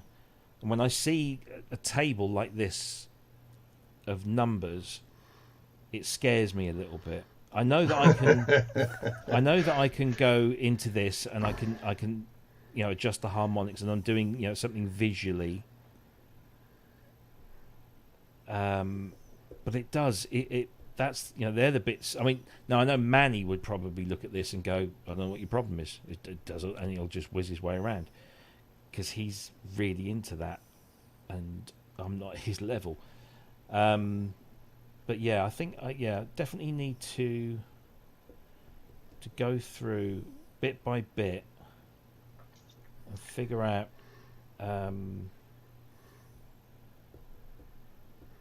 what each bit does and how to start a basic sound, and then I think once I've got that, I might be able to. Yes. Well, it was a good initial unboxing. And I don't know. I'm sorry. I apologise. No, I don't think you need to, because I think that's exactly as Kent said earlier. This is real world. You've opened it up and you've gone, I've no idea. Most of us would have done exactly what you did without reading the manual, and say, I know synthesizers. This, I can do FM. This shouldn't be hard to find. Oh shit. Yeah. Yeah. So I think it's a good real world example, and if time permitting for you, Robbie, coming back and revisiting this would be a really good thing. I'm gonna have a word when I see Craig at Synthfest. I might say, do you have to take it back after the show? Here it is for the rest of the show, but can I have it still for a little bit longer? And we'll see if that works. I don't know. We shall see, because I don't want to give up on it. No, but I haven't got a huge amount of time to spend on the bloody thing. It's annoying. Just looking through some of the comments. Now I know that all these synths behind you are photo wallpaper. Well, cardboard. Tutorial. Yeah, it's all cardboard. Yeah. Does it have a sequencer? We've answered that one. Does it have 12 MIDI channels? Yeah, I guess it does, because there are only 12 tracks. So I guess you can assign each track to a MIDI channel. But I haven't even got into how to play back MIDI tracks. And I don't even want to go there just yet. I need to learn how to just make bloody sounds on the thing. But there is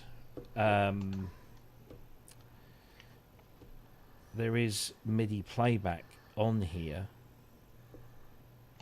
I want to know what this is, because it says in the setup you've got here you go. Here's your MIDI control. So MIDI data from universal MIDI control can be applied to most timbre level synthesizer parameters. MIDI is filtered by MIDI channel. So I guess you just I don't know. I'm not going to go there. Oh, it's Bluetooth as well. I didn't know that.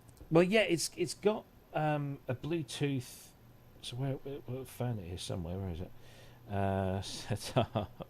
There you go. So there's the. Let me just get Pendle Stevens' comment out of the way. So there's the Bluetooth symbol, and you press it, and it says Bluetooth hardware is not available. I wonder if you have to plug it in to something. Oh, or if it's not included. User and preset cannot be lit at the same time.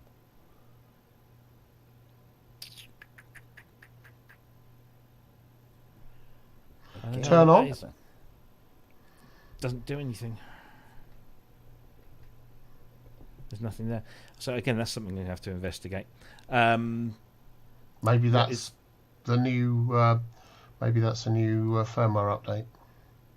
What's the filter like? I don't know. I haven't got that far yet. Honestly, I need to create a sound initially, and then we'll find out. So tune in next week. Tune in next week. Is there software with it to adjust the sounds from the computer? No, there isn't any applications. There's a whole bunch of files that you can download, which include a bunch of samples and libraries, most of which are already on the machine. Oh, it says USB Bluetooth dongle is required. Oh wow, really? Again? I got one of them. Yeah, but why should you have to buy a Bluetooth dongle on a £2,600 synthesizer if it offers that function? I mean, that's what are you going to use the Bluetooth for? What are you going to use the Bluetooth for? Audio? If I had a Bluetooth, then my teeth would be a complete snooker set. Are you going to use Bluetooth for audio? No. So you're going to use Bluetooth for MIDI? You might use Bluetooth for audio. Really? If it's 5.1 or above. Yeah, but it's still not. It says it's here, not great. if you want to load things from a SD card, yeah, it is highly recommended that you format it first to FAT32. That's a FAT32 formatted card. Does it have stuff on it? It's got some other stuff on it, but it's got the main directory structure at the root level. This is FAT65. Yeah, so... Hang on. I knew there was something we were missing. Allows you to upgrade when Bluetooth V6 is available. What do you think, Penguin of Death? Get him off. Right, now to view your samples, tap User in the library panel. Yeah. If you have multiple libraries on the SD cards, you'll be able to select them via the up and down arrows. Then tap once. Right, then tap Sample to view your sample. You can load them using the same procedure for preset samples. No sound files in the library. Okay. I'm going to have to... Yeah. Yeah, I'm going to have to wrap this up because I've got things to do in the morning first thing. So, shall we revisit this another time? I think we should. I mean, maybe by Friday I'll have figured a couple of things out and we can show it on the show then. Good. But yeah, there's literally nothing in there at the moment. So yeah, I'm going to have to... Yeah. So first impressions... Whoa, scary, complicated. But some of the built-in presets certainly show that what this can do is pretty cool. There's some very interesting sounds, and it's definitely got that Synclavier thing, and it's got a nice box. Yep. It warrants further investigation. It does, but yeah, it needs deeper. Yeah, much deeper investigation that I have given it so far tonight. Yes. Yes. Okay. Yeah, run an 8-hour pub with you learning how it works. Oh, yeah. Showcase it on PSN and look as slick as shit. Oh, Yeah. Slick as with your weasel pre-prepared SD card. Yes. You know, when Nonlinear Labs launched the C15, it's $5,000, but when you bought one before, when you got it, you got a Zoom call with the guys at Nonlinear Labs to teach you how to use it. Yeah. And I've got a feeling that this might be a similar sort of thing that you might need. Because I can't imagine there being very many people who'll get this, open it up, like we have done tonight, put it on the desk and go, right, let's go and make some sounds, and come up with something within the first couple of hours of using it. This is sit down, big mug of coffee, manual, turn it on, watch a few videos, blah, blah, blah, blah, I think. Wagyu reckons some people will make overlays for the panel. To do what? Cover it up so you can't use it. There you Probably go. best. Yeah, just put a blanket over it. So it doesn't scare. I don't think that's going to happen because all of these buttons are basically single function buttons, apart from these ones down in the navigation where you can then, flick through. And or swiper. And the swiper. But all of these just, so I don't really see the need.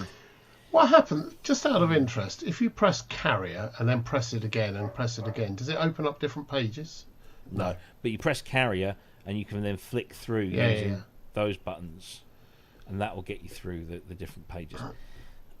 Yeah. That's interesting because it's doing different things. Some of those went yellow then on the right, some of the buttons as you went. There we go. What's that? Yeah. What's that? Or green? That's when you want to select. So if you, I don't know if you can see, let me just bring this. That's select individual partials. Yeah. You are so you're selecting the partial, and then you can see it's like highlighting it here, so you can actually adjust these values. All of them. Yeah. Or you could go and just do one. Can you do two? Yes. Can you do... You can do negative values as well, I noticed. Yeah. Oh.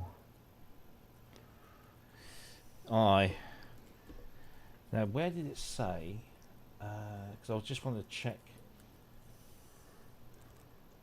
if I've got the latest firmware on. Check your current version on the setup page. Access from home. Oh yes, I've got the latest firmware on there, so I don't need to update the firmware. So that's not going to help me. Yes. So there you go. Well, I can't believe it's like, what is the time? It's almost 11 o'clock. Well, I've heard some really fantastic sounds on the Coldplace Synclavier. It was really beautiful, complex, deep sounds, and I think that's the 2,500 quid part still sort of like but I mean, if this thing can be pushed and it could come up with incredible gear, I mean, most keyboards have got a bump stop somewhere. I imagine the bump stop on this is quite a way up the track. Dead Man Walking in the chat says I should try the Arturia Synclavier VST as a learning tool. It doesn't work the same. I'm familiar with that. It's a different paradigm. It's a different interface. This is more going on with that. The Arturia Synclavier is just the FM section only. This has got all the sample stuff and the subtractive stuff in here as well. It's not the same beast. I wish it was, but it's not. Where can it be purchased? I believe direct from. I don't know if they've got any UK distributors. They must have. Rob's selling one just before the insurance claim next week. Yeah. Synclavier that freakish tornado in the front Mm. room. Yeah, you can order it direct from Synclavier. I've noticed some people saying that this would be an essential add-on, and apparently this does work with the Regen, the big silver knob. So yeah, it's listed there as 2,051, but I've seen the price as 2,699 elsewhere. So I don't know. That's probably ex VAT, isn't it, and shipping. Yeah. I have to say, I am now I'm more intrigued now, because I can see there are things that we're not able to do yet, but there's a lot there's a lot hidden here, and I'm kind of intrigued. It's a bit like FM, my journey into FM. It's kind of what's going on here, and then suddenly understanding that you can use operators as carriers as filters essentially. You can use one to modulate another, and the feedback loops and all that, and you suddenly go, why didn't anyone tell me that? So this is. Do you think it has the same kind of algorithmic functions about it as normal FM? So no, it doesn't. It's two operator FM, so it's carrier modulator. but you can modulate. You seem to think from one partial to the next, or one voice to the next. But it's I don't know if it works algorithmically. I've not seen any reference to algorithms. I guess you just pick the source and destination. I don't know whether you can say link them to then link 2 or 3 to modulate another one. Yeah, I don't know either. But that's I'd love to play with it, but you have it and it's going back, so I have to find it. I may have to rent this and just find out what the story is. Yeah, it's. I may have to. It's an interesting thing. Yeah, I mean, build quality wise, because we haven't really mentioned that. It feels. I think the top plate and the bottom plate are actually metal. That sounds a bit. It's kind of cool to the touch though, so it might actually all be metal. Don't know, but it feels solid. It's not incredibly heavy. Does feel like a premium thing, but it's just somewhat impenetrable from the outset, shall we say? From the outset. Yes, there you go. Okay. Well, I think I'm going to. Kent, you see, even Kent's interested. I'm looking at how much they are, and how much they are a month. Are you really thinking about it? I shouldn't be. No, neither should I. I really shouldn't be thinking about it. Actually. If I'm going to be building anaglyphs, I can't afford to start throwing money around. Well, you can, but as an anaglyph. Yeah.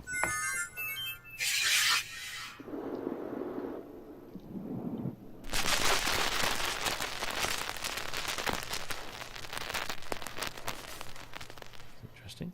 I got a Jupiter 8, sounds like that.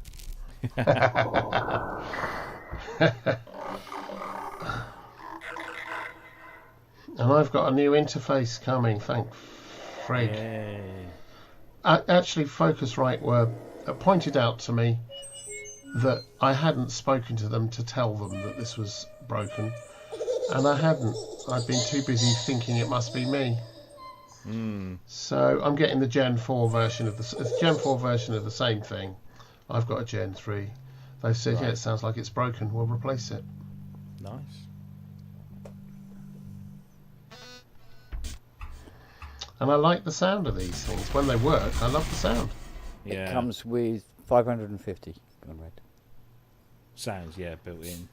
But there are extra downloadable sounds from the website. Yeah. Which it looks like this has got them all. Most of them are already on there, but I think there's some extra bits on there. Are there any?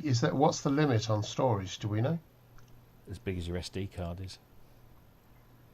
Apparently, there is no internal storage memory. So where's all this coming from? There must be, because. Well, yes, for those presets there is, but you can't store anything else into the machine. It's ROM. Oh right, so you have to store it. Write it onto an SD card and then. And I noticed there was this is from Gordon's Sound on Sound review, which is well worth a read, because he was an original Synclavier owner, so he does kind of know his stuff about them. But apparently, the use of the SD card as storage for your library was designed, and I'm paraphrasing here. I can't quickly find the thing in there, but it was a deliberate design choice to invoke the memory of having to put floppy disks into the machine. So you had to swap. You swap your. You'll have a collection of SD cards like you had a collection of floppy disks. So apparently, here we go.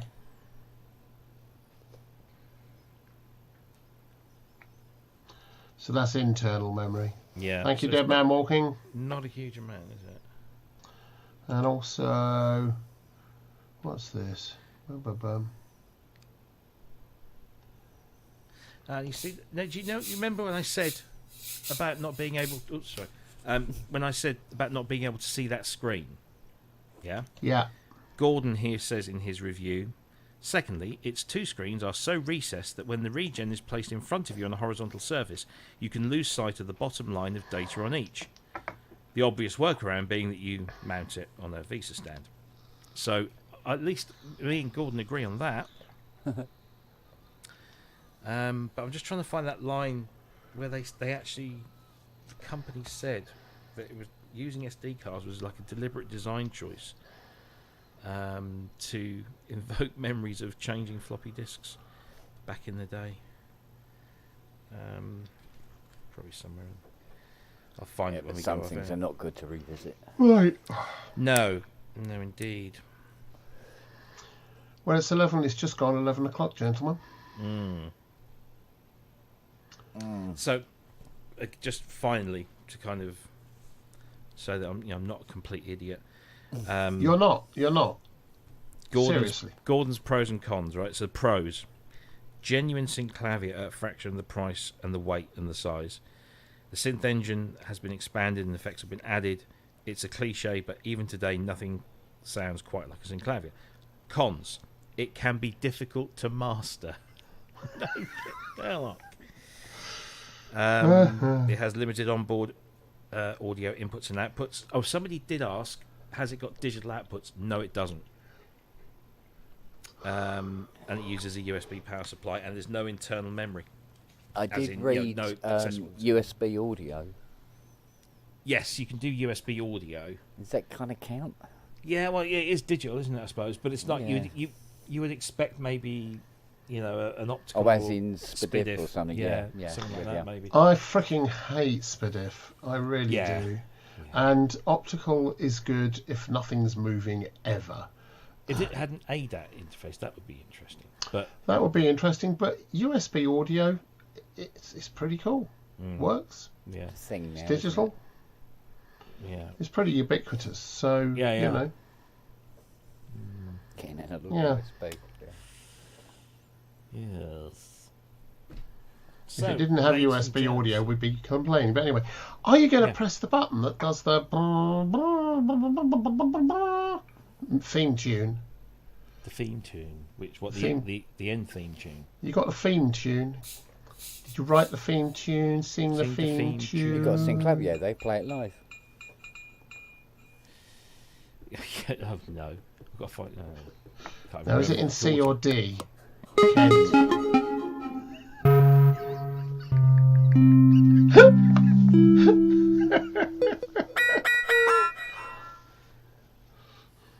Yeah.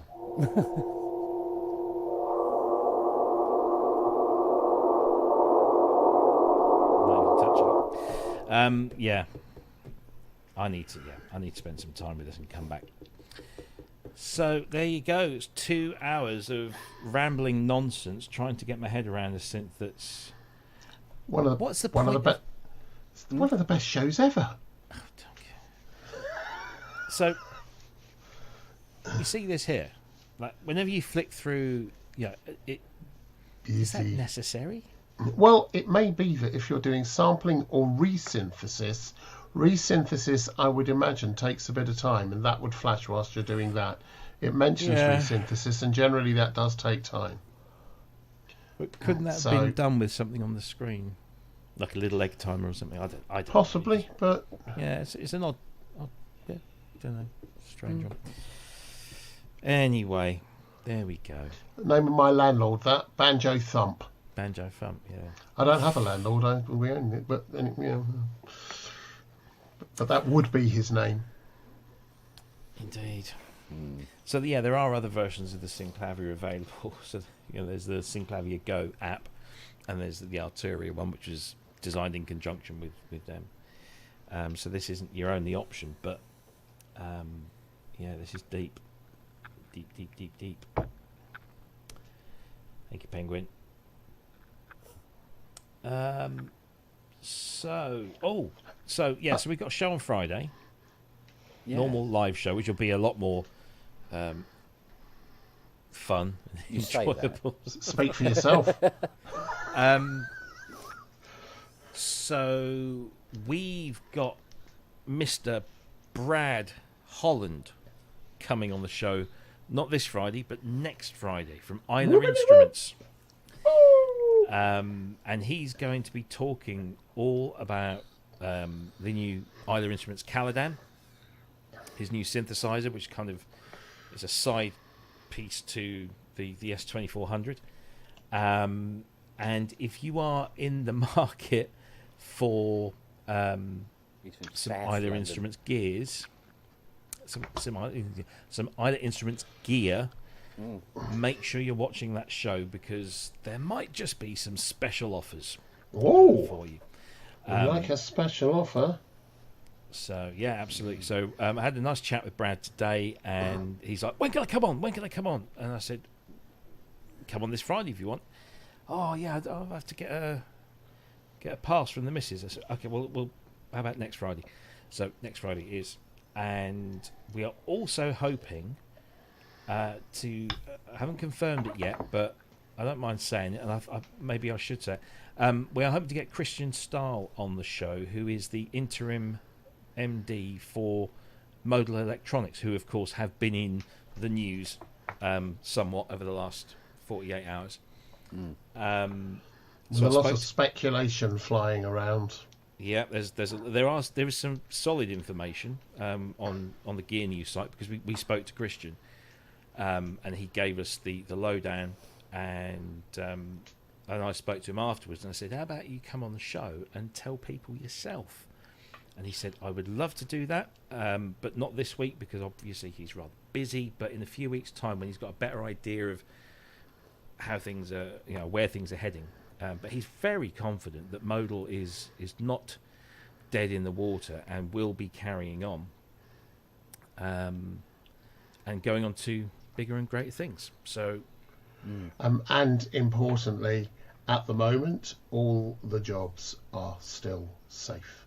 They are, or rather, that's as far as I understand it. Yeah. Argument. Who I have no idea who Argument is. Should I know? I'm not sure, but I think the DX1 keyboard was the same as the Synclavier. No, that was a Prophet T8 keyboard in the Synclavier. Well, certainly in the VPK, which was the later one. The original ORK, I think it was called, the original Synclavier keyboard was non-velocity sensitive and zero aftertouch. So, oops, I hate this thing. Right, the ORK keyboard didn't have any velocity, didn't have anything, and then they apparently New England Digital thought that the Prophet T8 keyboard was the best available keyboard at the time, so they stuck that into the VPK, which stands for Velocity Pressure Keyboard. And was it the best keyboard at the time, Ken? Keyboard mechanism in the T8. No, not really. No, it's not a great one, is it? No, it wasn't. It's nice, but it's not great. It's not bad, but it wasn't the best. Yeah. Probably the cheapest. Yeah. And it was American, so they probably didn't have to pay anything. Yeah, exactly. In duties. Right, yes, right. Okay. All right, and yes, I know he's itching to go. I am. I just feel a bit disappointed that we haven't really achieved much. I don't. I think we've achieved. You got it out of the box. You got it out of the box. You got Didn't the sounds drop it on out. the floor. Got power into it. Yeah. We heard it. Eventually got MIDI into it. Yeah. Didn't wee on it. Yeah. That was good. That was good. Avoiding weeing on the new shiny lovely thing. We heard it do ethereal pads. Yeah, we had to do some stuff. And plinks and plonks and all the rest of it. So. Yeah, it was a good thing. And if anyone doesn't agree. And what you played was in time. Now. Yeah, come on. Jazz. Yes. It was jazz. It was This is not for ordinary men. Men, we're just ordinary men. We're just ordinary men. The Penguin of Death approves. Good on them. Yeah. Yeah. No, So it's a good anyway, one. there you go. Worth doing. Really worth doing. And I'm now more intrigued than I was before. Yes. Yeah. So we've done something right. And Kent's equally challenged. I can't spend any more money. No, I can't spend any more money. Used to this. There was a couple of sounds though where I was going, "Oh, where's my credit card?" Yeah. Oh, no, sit back. Just right. Yeah. Sorry, I'm just trying to get used to this whole interface thing. That's another thing. It's a new interface, and it's not immediately intuitive. Yeah. So. What's that called? Jack pluggers. That was called Chamber 3.